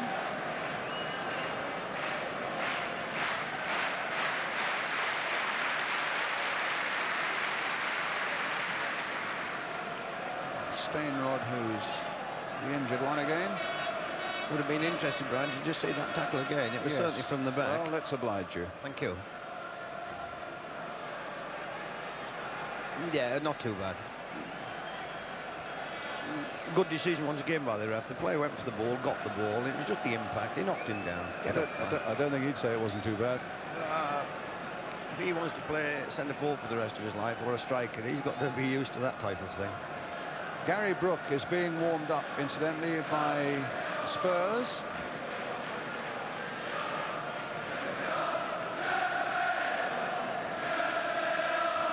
Another youngster, 21 years old. But my word, he's got a dig from midfield. Does he play reasonably wide? No, he's a midfielder who likes to come in forward as well. No, he's not a wide man. Well, it looks as though Steinrod yet again has recovered. Rangers have the free kick for the foul by Graham Roberts. Tony Curry will take it.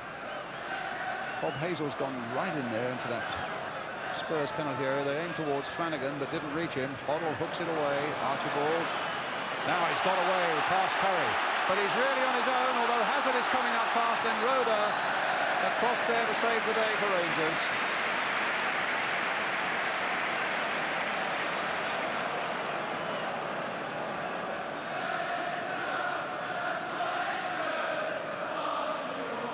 Hoddle.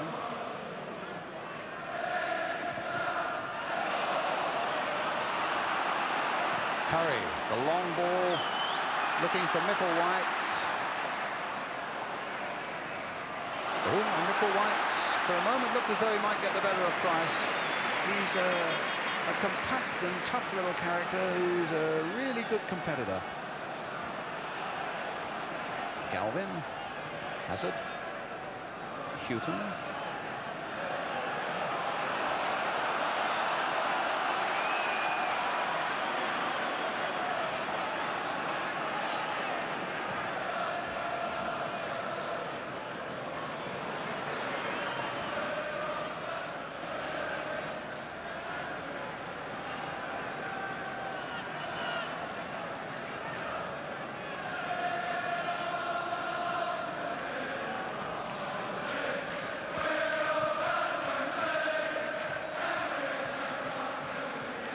Flanagan off in pursuit, but threw himself at Miller. Perryman coming away with the ball for Tottenham. 0-0 the score, and we have about 17 minutes of normal time remaining.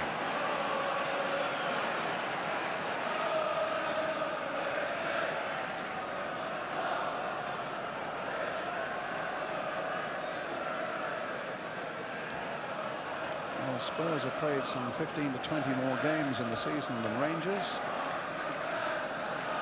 And the longer it goes on, if legs are going to get tired, you would think that they would be Tottenham legs. But Houghton seems sprightly enough. Micklewhite's after him. Hazard. And Perryman making a good run on the far side. And Gillard was just a little lucky there, but that didn't fall for the Spurs captain.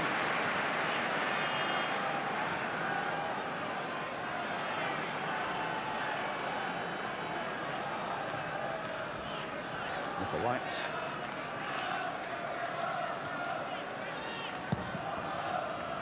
It's aimed to Flanagan, whose header finds Gregory. Nickel White again. He's hit that confidently enough towards Waddock, and that came off Perryman. And Waddock really battling away there, beats the Spurs captain, pokes out the little pass for Stainrod, who's got Gillard away down the left, but tried maybe a too clever little chip there, and it fell straight for Hoddle, who's got it back again here. And that's a ball by Hoddle for Archibald, but again, Hazel is there at the expense of a corner.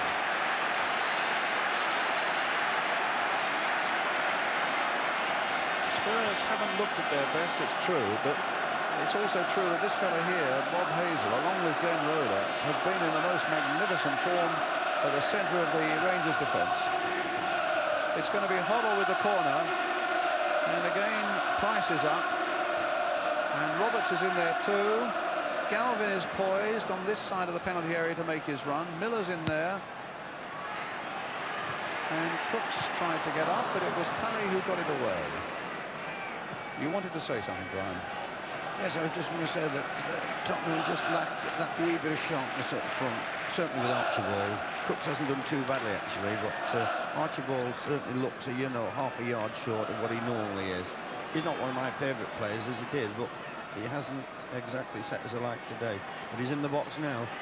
Yes, Archibald, but stopped by Hazel. Curry, finding Flanagan. There's a lot of space over on the left, and there are two Rangers players there. Here's Waddock, who's got Stainrod away outside him now. Flanagan's going that way. Well, it might come from Nickel White, a nice little back header there, which couldn't quite go for Gregory. Inside the last quarter of an hour. And he's feeling the pressure a little bit, Tony Galvin, getting rid of those shin guards.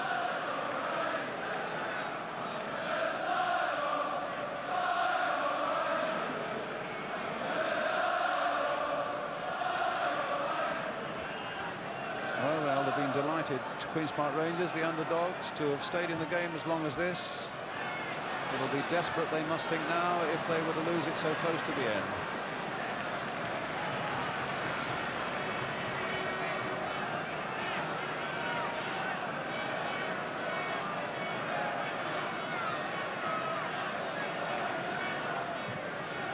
Oh, what a bad ball there by Hazel, straight to Archibald. Now, can Spurs make something of this?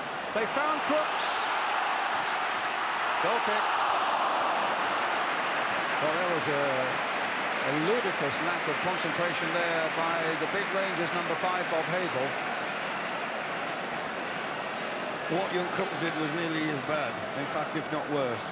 That young man is quite entitled to hit the target from there. That was a wild, bad piece of striking a ball. He's entitled to shake his head.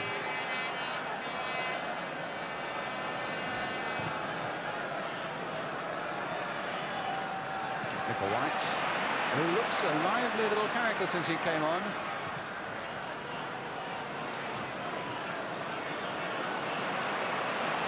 There's Roberts. Crooks. Now Curry. Still nothing in it, and about 12 minutes remaining of normal time.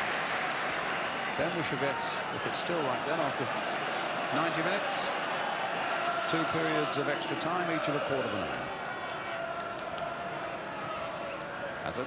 And if it's still like that, of course, at the end of that, they all come back again on Thursday. But Roeder may have other ideas. His pass finds Curry.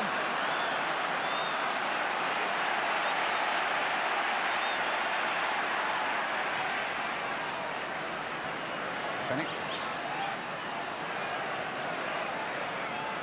Off Galvin, and then off Fennick. Well, you wonder sometimes, it so clearly came off Fennick. Why he was appealing for the throw is beyond me.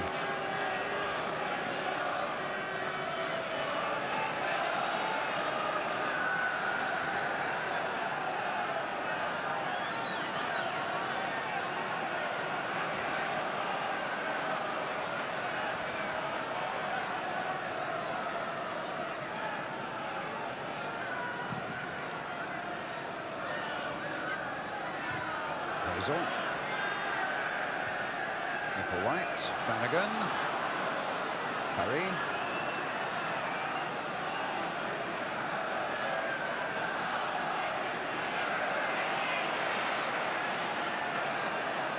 Hazard, Hoddle.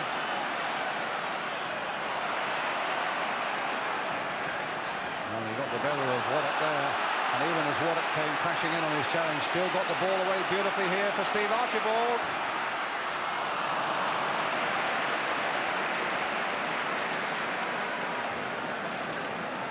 A fine piece of play by Hoddle again. Would you say he's thoroughly stamped himself on this game though, Brian? I wouldn't say he's thoroughly stamped himself on the game. He certainly hasn't run it, but he's done enough. And just looking ahead, obviously, to England's game on Tuesday, I just hope Ron, wraps him up in cotton wool, doesn't pick him, gives him a week off. In fact, he wants to send him away with his life or something for a few days, because there's no way that I can come out and perform again on Tuesday and then be in peak condition for the World Cup. He wants to get him on a week's holiday. Curry.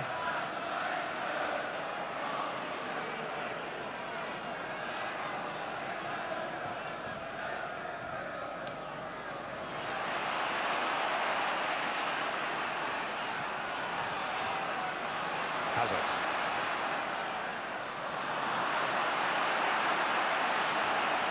I know it's impossible, Brian, but I sometimes feel that if we could get our showpiece played at the beginning of the season somewhere, in preference to 22 tired players. That's going to be a Rangers corner. Lovely ball by Curry, taken on by Flanagan.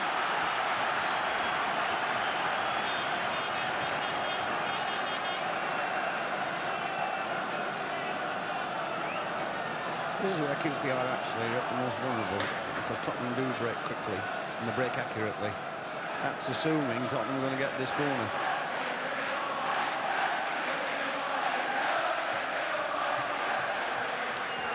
So Rangers, with 10 minutes left, their second corner of the game, and the first one was in the very first minute of the game. And 4 Rangers players are poised outside that penalty area, ready to really attack the ball there. Hazel was amongst them, and that certainly put Spurs off for a moment, and the bodies were flying around there. What do you make of that, Brian? They did it for the first corner, and it's a fair ploy. It's a typical coach's way of thinking. And it isn't. Oh, here's Archibald now from Crooks' pass. And a marvellous save by Hucker. I think Clive White, the referee, couldn't believe it, because he started to look away as though it was a goal kick. Suddenly, Archibald is through, the flag stays down, Hucker comes out, and there was a marvellous save. So, Spurs with the corner. Hazard will take it. The big men are lined up again. And it was Roeder whose head got it away for Rangers. There was a handball by Flanagan. Linesman saw it. Free kick to Spurs. QPR were not too happy there. They thought Archibald was offside, but it didn't look offside from where I was sitting. And he actually had a good effort on goal. It was a good save.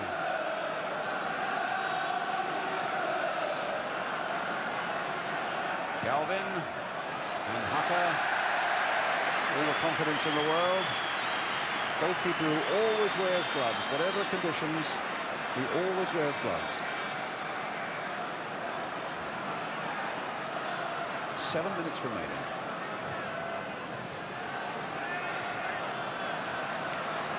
Waddock playing it on offside. Yes, he was. There wasn't a lot in it, maybe half a yard, but it was enough.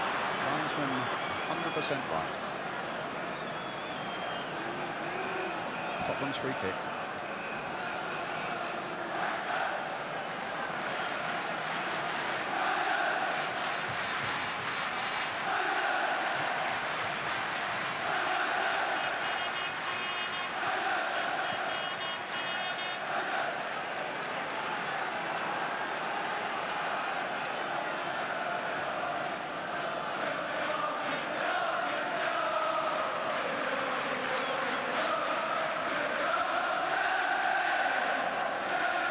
So Graham Roberts with another throw for Tottenham. A good long one it is there. Hucker fisting that one away, in fact. Hazard playing it there for Hoddle. Spotting Houghton coming up. Houghton's ball to Archibald. And Gillard used all his experience there to keep out Archibald, who looked as though he was on the turn and ready for a winning volley. But Archibald couldn't make it. That was a good piece of defence by Gillard. And Rangers badly needed it. But now here's Hazard. Some more defending to do, and a shot that was struck powerfully but a little too high. Goal kick.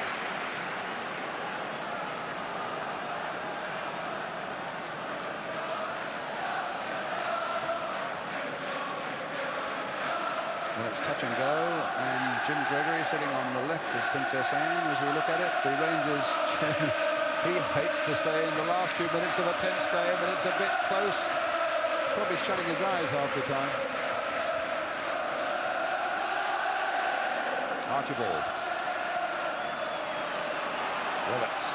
Crooks. Hazard. Oh, shot on it.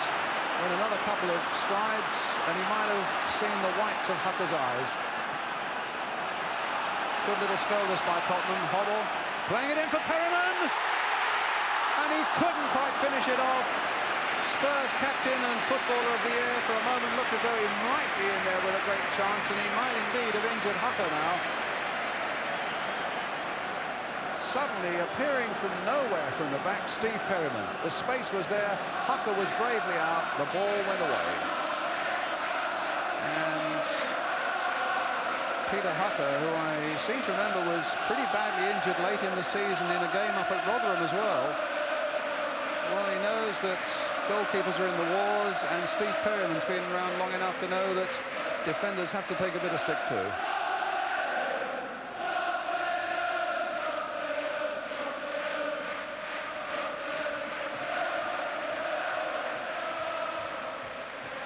Brave goalkeeping it was, Brian, but I would say Hoddle played the best ball of the match.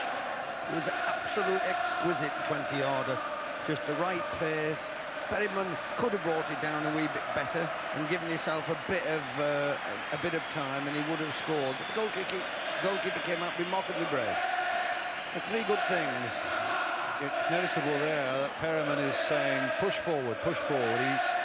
He clearly feels this is a good little spell and wants Spurs to take full advantage of it. I noticed that Keith Birkinshaw's just come off his bench as well, and Spurs might well feel in the last 2 or 3 minutes of normal time that he just got back to the bench again, and whether they are saying, come on, let's shove it forward, let's get as many forward as we can and see if we can clinch it with that extra time. The agony there on the face of Terry Venables, and Alan Harris looking at his watch, and oh, who would be a football manager at moments like this? I would swap positions with him.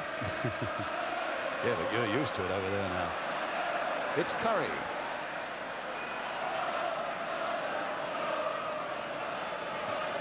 That's an interesting looking ball if Stainwell can get to it, which he can. But he couldn't get it turned back. And the corner given. That didn't look a corner to me, to be honest, but it's been given. Curry will take it, and we're left really with 2 minutes to go. If Rangers can snatch something from this, I don't think Spurs would find a way back. If we look just outside the penalty area where Hazel is there, you can see the 4 players on the left. There they are. They're going to launch themselves now at Tony Curry's corner.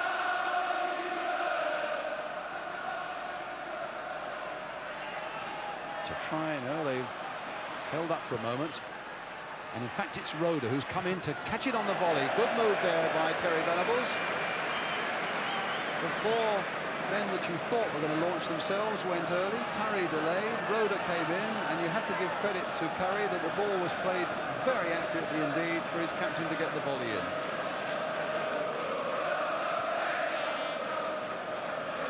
So Ray Clements, not had such a lot to do, Ray Clements.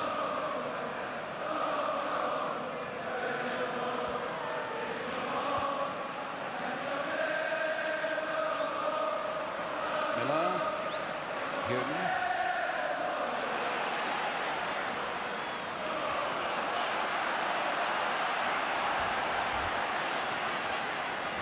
Houghton. Hazard. And now Hoddle. Hit well, and Hucker. Oh, that caused a flurry or two in his half and a few thousand others. Because Hoddle, when he hits those, they normally stay hit. Powerfully struck. It might have moved a little bit, and he got it at the second attempt.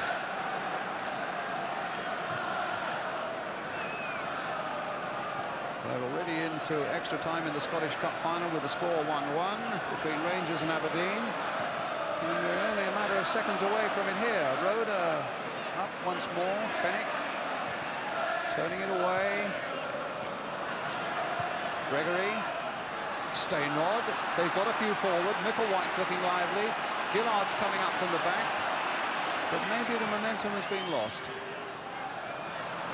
And this is going to be easy now for Galvin.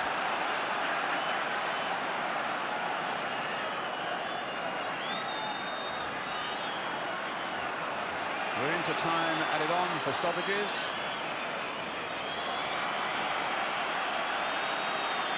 Galvin for Tottenham. Hoddle. Waddock getting a good challenge in there. Price just leaning back and finding Miller. In turn finding Perryman. Really into time added on. Quite deeply so at the moment. Archibald. Playing it for Hoddle, but it was too close. It wasn't a good ball. It gave Waddock every chance. Well, Flanagan couldn't control it. Hazard finds Houghton.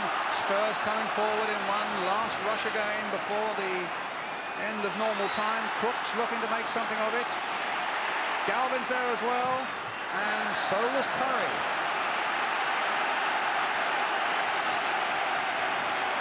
So a Tottenham corner. Clive White's looked at his watch. We've played just over a minute of time added on.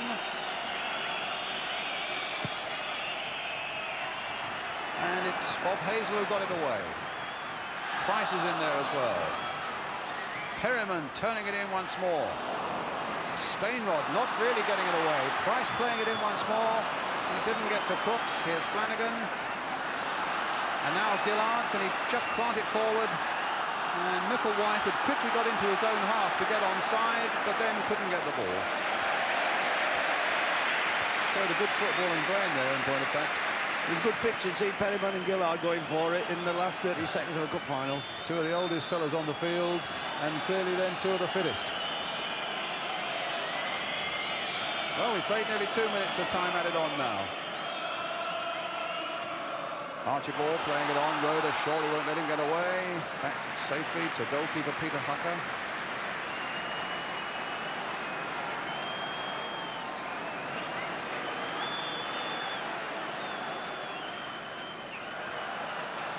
Come on, says Clive White, get rid of it.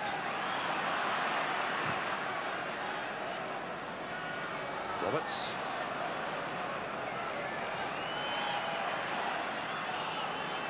Miller.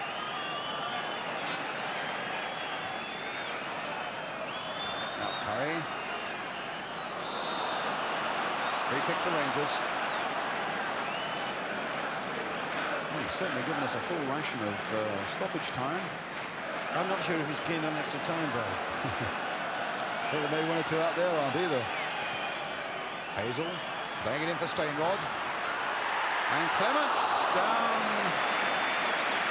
Whether that would have gone just inside the post or not, I don't know, but it was a deceptive sort of shot there from Stainrod.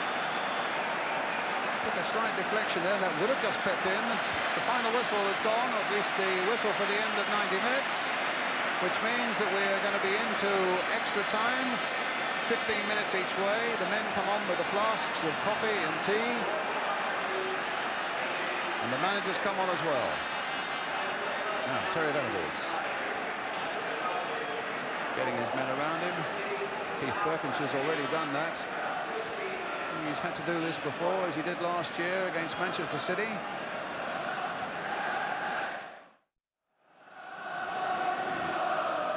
Well, here we go. 15 minutes each way, with the FA Cup still at stake. Flanagan. And now Roda. become a very grey late afternoon here now, and a little bit chilly as well. The players won't mind about that.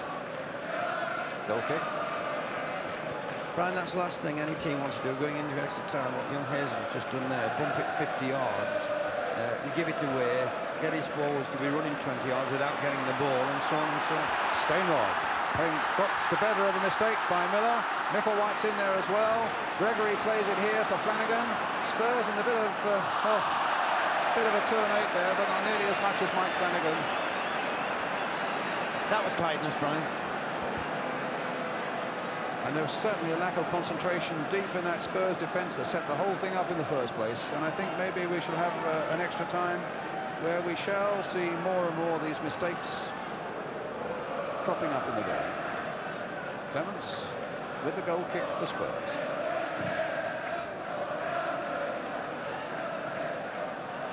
Curry. Very purposeful start here by QPR.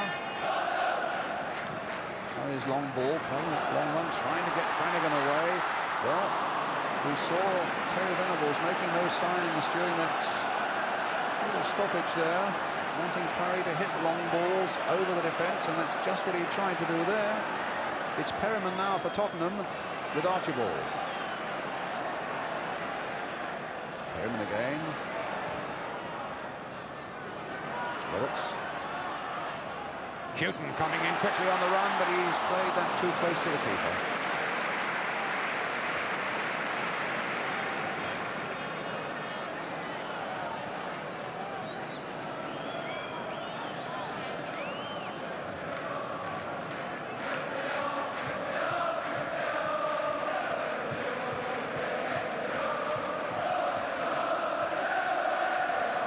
White, Waddock.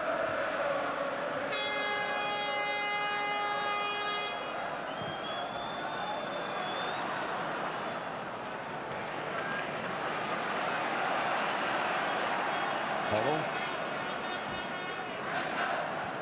Perryman. It's a ball in a bit of space for Hazard. Into a bit of space. He's onside, Archibald. This could be the moment. No, it's not. Oh, I'm not sure if he was onside, Brian. Well, I'll tell you something else. It's noticeable that Curry and Gregory both went straight to the referee and said there's no way he could have been onside. Can't tell from that angle, to be honest with you. Once again, if onside or not onside, his finishing was extremely poor, you know. He was entitled to hit the target.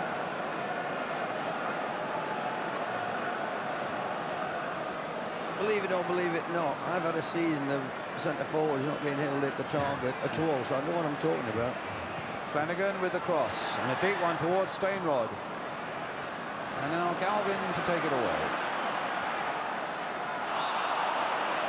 Also, you know, the linesmen today are in fact referees, aren't they? As opposed to being, I know that people in the business say that being a linesman is in fact a very specialist job. And I would be inclined to agree as well. And referees aren't used to giving that sort of offside decision. They would have done way back when they were still qualifying. But it may be quite a while since either of these linesmen have actually run the line.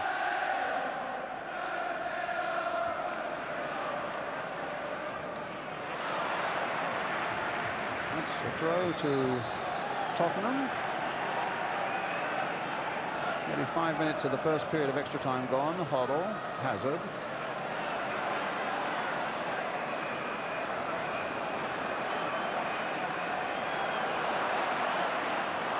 And Gillard away, but only Micklewhite up.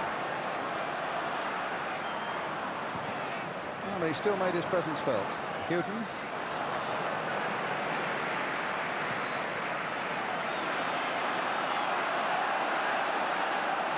Galvin. Made to Crooks. A little lucky maybe to get that through to Roberts, but it got through to him nonetheless, with Crooks taking it again. Appeals for a penalty from all the Spurs fans, but the referee quite rightly didn't want to know. Good tackle. The defender went for the ball and got it beautifully. Young Crooks didn't even go down.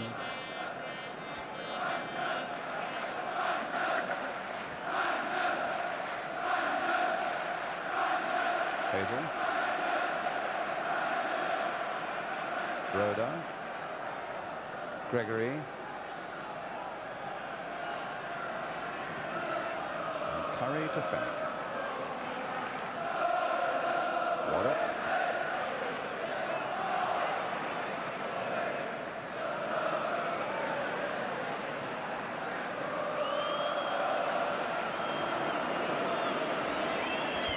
Well, he wasn't too happy with people not making themselves available. Fearsome sight. Bob Hazel when he's roused. But here's Stainrod. That's a Rangers ball.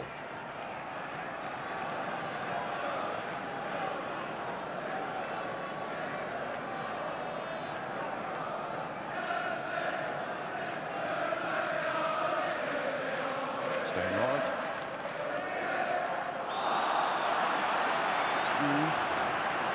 Free kick given. Stainrod, the unfortunate man who's been brought down again. It was a clumsy one, that, but it didn't look all that bad to me. But well, I don't think Perryman fouled him. I think you're right. I think he's complaining that he got whacked on the head, possibly when he went down, because he certainly didn't foul the head. He goes for the ball, and you can see it very clearly. Yes, Perryman coming in there. But a free kick given. Now, Gregory, Hazel, and Fennick on the far side. Flanagan's kick. They're all lining up there. It was Crooks, in fact, I think, who got the header, and Hoddle, who needs a bit of skill to get it away. Well, he put it to safety. If you're going to have a ball drop to anybody in the box, Brian, you might as well have it dropped to Hoddle. Curry with the throw.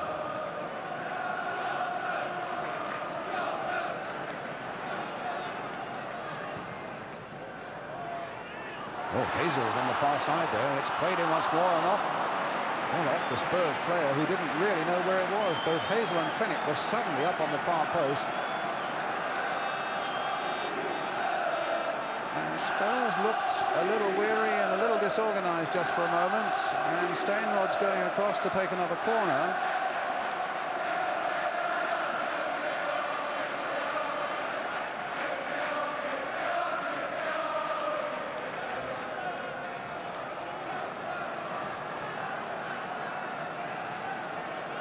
So the men are ready to launch themselves again, as you saw there, and there they go. And Spurs were waiting. Hoddle, Archibald, Crooks, and Galvin's made a good break. Now, has he got the control? Has he got the speed? Well, he found Houghton, a little unorthodox, but found him nonetheless. And now Hoddle, but he's stopped by Rhoda. Gregory. Stainrod for White. Curry. Stainrod. For White doing well. No foul. It was a dive, said the referee.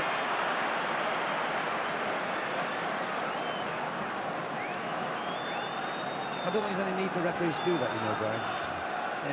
You know, he hasn't given a corner, he didn't give a free kick. I don't think referees should be telling crowds or anybody else that the players have taken dives, whether they've taken them or not. That's his opinion. He's given a decision, he should get on with it. It's crept into our game with referees. It's Price for Tottenham. Trying to release Archibald, but the bounce will take the ball to Hucker, who was quickly out, spotting the danger.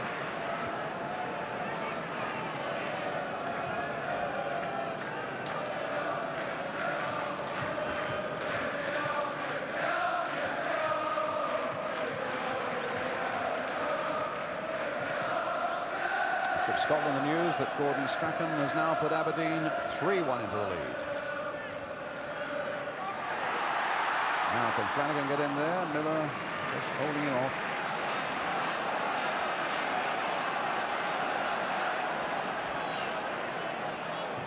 Perryman. Hazard. Hazel just stretching out though with a back heel. He knew that Gillard was there. Oh, that fell to Flanagan from Galvin. Perryman in there. The fight is fiercest. Finding Crooks. In turn, finding Archibald. The flag's up.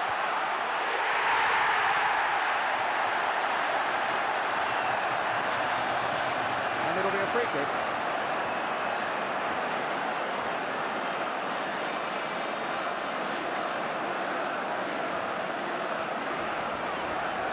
So it's still 0-0, and it's Tony Curry. Offside, not right. It was nice to see it go in the net. Substitute, Gary Micklewhite. Cross coming in to Flanagan. And in fact, played back by Roberts.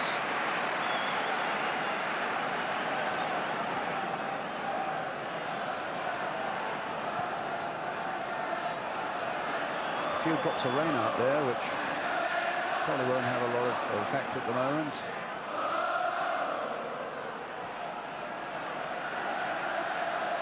Houghton getting around a very tired Simon Stainrod, who's been really in the wars, and Houghton looks full of running still until he comes up against Tony Curry, who took a knock.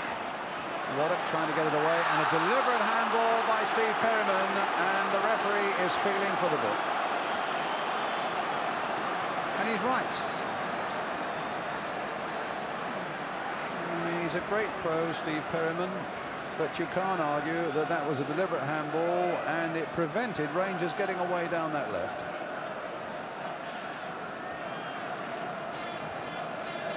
So Rangers with a free kick. About 3 minutes to go to the end of the first period of extra time. And still not a goal in sight. Fenwick's come up on the far side. Hazel this time has stayed back. It's aimed towards Terry Fenwick, but he didn't get his header in. Gregory, who's a good player, who's had a fairly quiet game. Hazel now, turning it in once more towards Stainrod. He got up well there.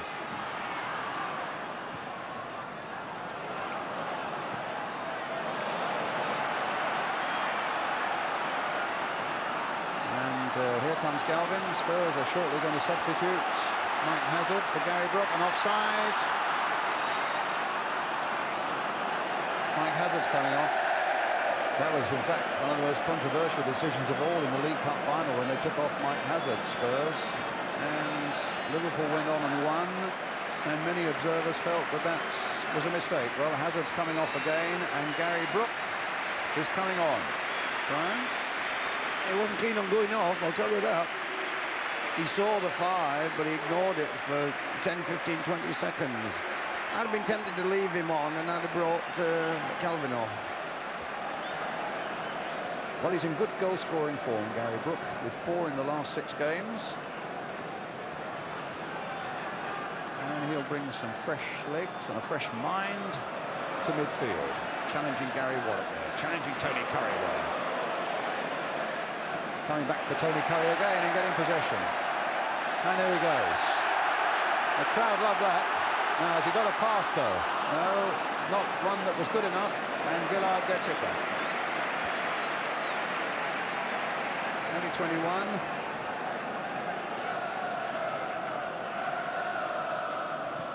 Roeder, the long ball forward towards Micklewhite.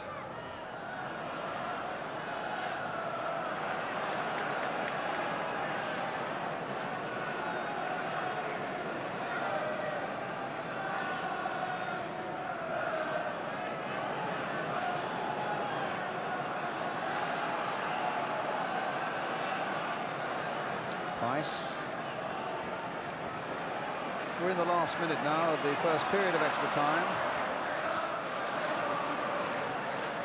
And after a really entertaining first half to the game, first 45 minutes, it seems to have fallen away a good deal. Still 0-0, Perryman coming forward now. And Waddock and Curry between them getting it away. A game really that has been sustained as much by a feeling of can QPR hold on as much as anything else. As the whistle goes for the end of the first period of extra time, now the trainers really shouldn't be allowed on Although I noticed that Rangers have a physio on to look at Terry Fenwick. Should turn straight round and go on. I've got the feeling that our attendance will be required here again on Thursday night, Brian.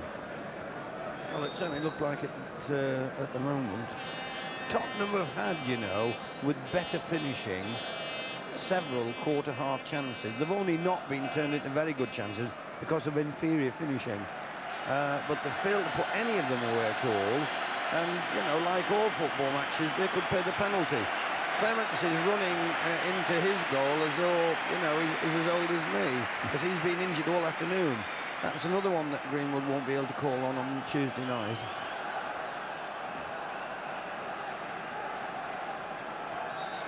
So, the last 15 minutes of the 1982 FA Cup Final, on this day at any rate, with the score 0-0. Tony Curry playing it back. Glenn Roeder caught a little bit possibly in two minds. He wanted to get it back to Peter Hucker. He really has played well. Fenwick. Now, can it be settled in this last period of extra time? Gillard, the ball on for Flanagan. And Miller comfortably back to his keeper, Ray Clements.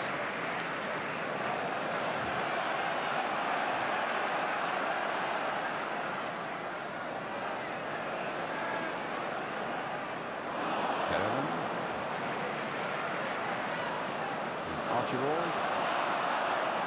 Hoddle. Oh, that's a nice bit of play by Hoddle. He fooled Waddock there. Can he find a good cross? He'd spotted that Galvin was in a bit of space on this side. And a corner.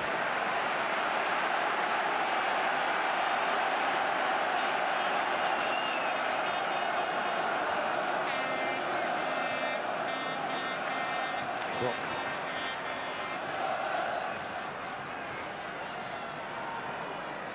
If they let him get near goal, he really does strike them.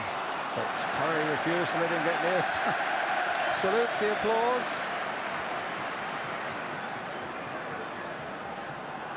Nicolai almost physically pulled down there by Roberts.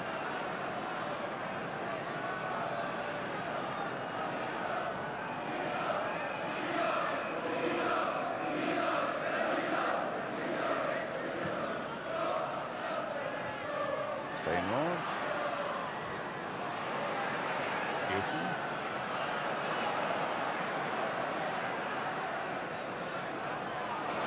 Galvin on his way. He showed a fair bit of fitness there. He got the better of Fenwick, and he's got one or two up there. Crooks is closely in line. Archibald's in there as well. Brook wants a bit of the action. Hoddle's got a bit of the action and has found some for Perryman as well. Nothing doing, says the referee, and Hazel winkles it away. What? And an offside surely against Flanagan, yes.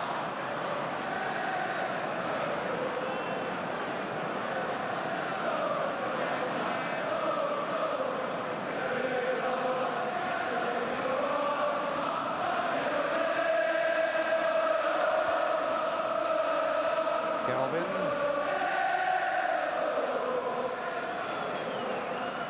Houghton. Brook.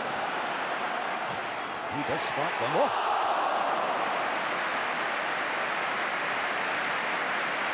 Well, Hucker was equal to it again.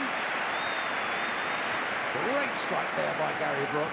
Just creeping in under that crossbar, and a great fist away by Hucker. Hits a good ball, Brian. Yeah, it was a good move when Keith brought him on, actually. He's added a little bit of impetus. Can't get it out. To Tottenham. Here comes the corner. A deep one. Miller coming up on the far side. And it was Waddock in the end who got it away. He struck that ball beautifully, as you said, but he did give the goalkeeper a long time to see it.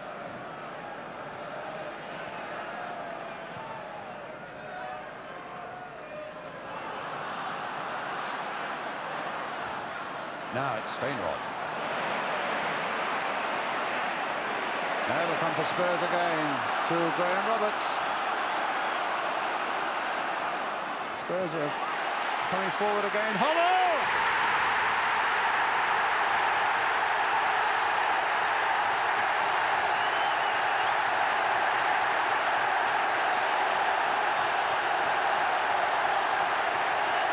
So Hollow has got the vital goal, squeezing it. In fact, there was a deflection, I think, off Tony Curry.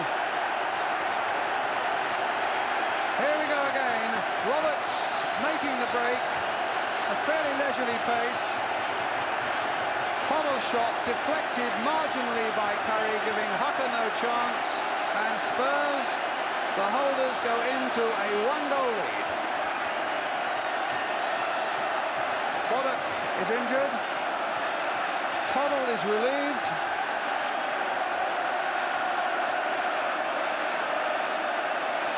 And there are 10 minutes of extra time remaining, and he's got a bit of cramp as well, if you could lip read. But his captain said, well, keep it going for 10 minutes and we'll be all right.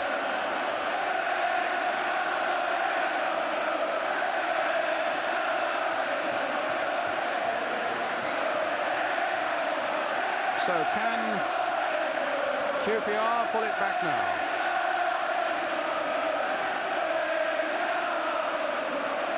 Rhoda.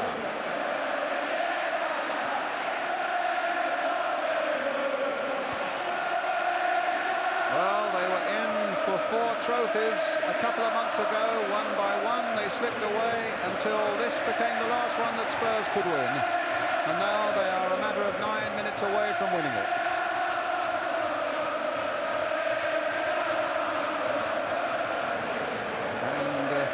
Keith Birkinshaw, the Spurs manager, knows an awful lot can happen in 9 minutes. And Terry Venables hopes a lot will.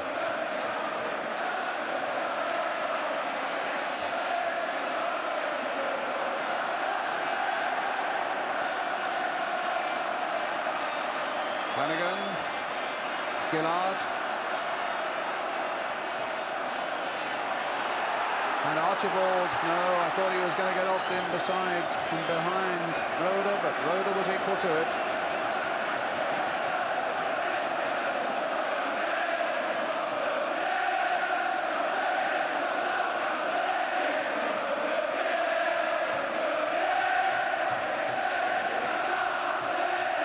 Hazel.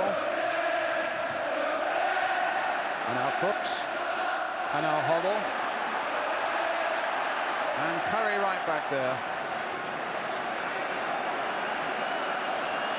He's taken up some magnificent position Curry has, Brian, this last 30 minutes. But that ball went through his legs where the goal was scored.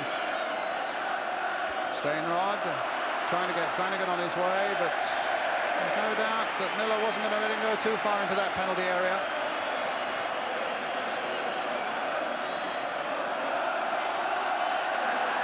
Raining quite hard now.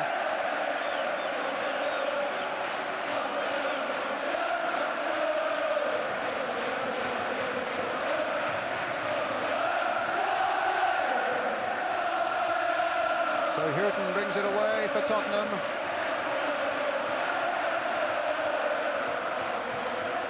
Crooks. Houghton. Will he be allowed to go all the way? And now it'll be just a little bit of a greasy top out there because it's raining quite heavily. The ball will really be skimming along there, and he might even get 1 or 2 more mistakes in the last few minutes. Steinrod finding Flanagan, and the ball just went a yard or so too far ahead of him, and that cross might be too deep, although Steinrod is getting up, and in the end Miller gets it away, only as far as Waddock. There's Waddock shots, and Clements has saved those, man and boy. And there wasn't a problem. 2 Spurs players are down at the moment. Roberts has got himself up, and I think it's Paul Price there. A little seizure, a little bit of cramp. They've carried him a long way this season. Those 11 pairs of legs.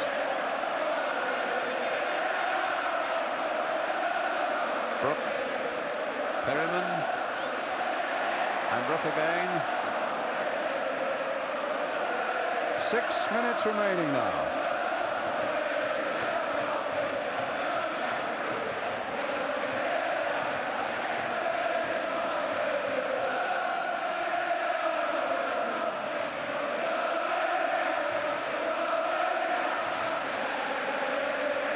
the Spurs fans are jubilant. In fact, when you look right around the stadium, there are flags flying everywhere. They must outnumber the Rangers fans here almost 2 to 1, I would think. Brook really has made a difference, and he very nearly made a crucial difference then by holding onto the ball too long and giving Rangers possession. Well, they've got a throw, and they have 5 minutes now to make good the damage that's been done.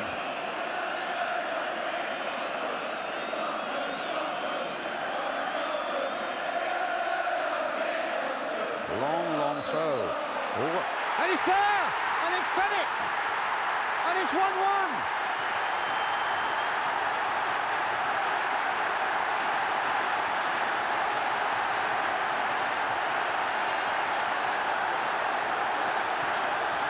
A great leap there by Hazel, and there's the goal. Terry Fennick, only his 6th of the season, and against all the odds, Rangers have got themselves back in it. But what a jump it was in the first place by the big number 5, Bob Hazel. Brian. Well, they earned that. I'm absolutely delighted for them. I didn't really want any side to lose. And to concede a goal in extra time. It's not over yet, but at least they've scored a goal, and at least they're on level terms again. I'm delighted for QPR. Brook. Well, a tremendous competitive spirit. You had to think they were out of it when Spurs from the First Division had gone ahead so close to the end. Now, can their concentration hold? Can they get themselves a replay? Here's Galvin. Well, that was dangerously close to a shove in the back there by Tony Curry, and that wasn't a very sensible thing to do inside the penalty area at the tail end of the cup final. In a league match, that might have been a penalty. Well, it's their turn to shout, and they've been out-shouted by the Spurs fans most of the afternoon. But it stands at 1-1. Hobble for Tottenham and Fennick for QPR.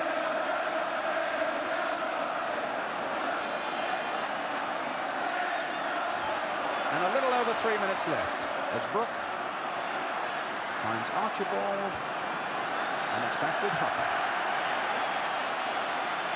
Glad Hazel had a hand in that goal, Brian, because him and Roder have done as much as anybody for QPR to keep them in this game.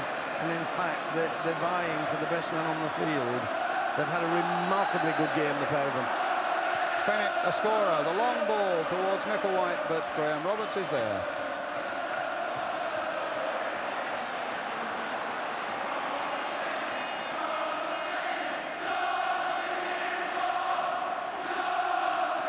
Archibald.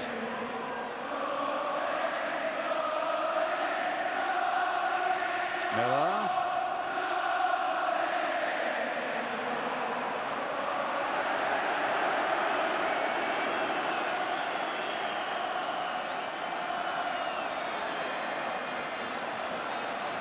Price, the long ball forward. Gillard turning it away. And a little over 2 minutes left now of a cup final that's really come to life in the second period of extra time. Crooks. Perryman's cross. Knocked off, well, as Galvin was thinking about a volley, it was knocked away from there. Now here's Brook again. Hoddle, can he yet retrieve it for Tottenham? No, he can't on this occasion, but Perryman might have a chance to turn it back in again. Played for Roberts. And Roberts getting a good ball in there for Perryman, but there's nobody at the far post to finish it off. Archibald. Some tired feet out there now. Brook. One of the more sprightly ones, the substitute. Roberts. Trying to curl one in there towards Hoddle, and again Hazel just got a touch that mattered. Archibald trying to turn it back. It's a goal kick, and we have 1 minute left.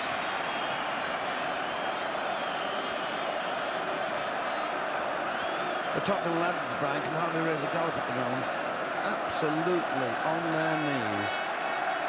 Hoddle's there stretching his hamstrings. He's had cramp for the last quarter of an hour. Tyson's got cramp problems, and so on and so on and so on. Well, if Rangers are going to capitalise on that, they're going to need to do it quickly. Hucker's out of his goal.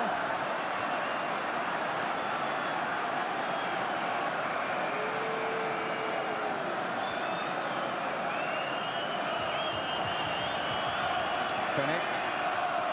Curry. I make it about 20 seconds now. Are we going to get one last strike? Hazel.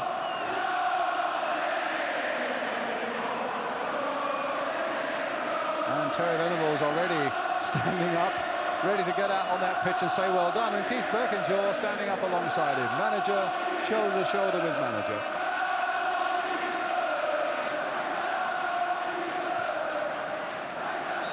The final whistle, and it goes to a replay here on Thursday night, which is a game also that we should be covering on ITV. Peter Hucker, beaten once, but then had the joy of seeing Terry Fennick cancel that one out with a goal at the other end. Handshakes all around. A quick word from you, Brian. It was played in good spirit. It was a fair result. QPR battled and battled and battled. Tottenham provided the extra wee bit of class, but didn't capitalise on the half chances that they created. Hoddle scored a magnificent goal. It had to be something like that from him to have broken the deadlock. But I'm glad for QPR that they came back from the dead. I was glad for Hazel that he was instrumental in making the goal as well. Not sure the two managers there, whether they'll be relieved. Terry Venables obviously will be delighted, but Keith will be thinking, blow me, another one, another game. Can I get them, 2 or 3 days' time? Can I get them back on the field with the boots on and the pads? Because they've had a hell of a season. Yes, Clive Allen limping off. He clearly was injured, and that was why the substitution was made. And I think it's worth mentioning, Brian, that Tony Curry lasted the pace as good as anybody on the field. To be fair, he's only played half a season and his rest's done him good. But for a 31-year-old, he's leading the QPR lads now. He's had a magnificent game for his age. And he's lasted the extra time as good, if not better than anybody.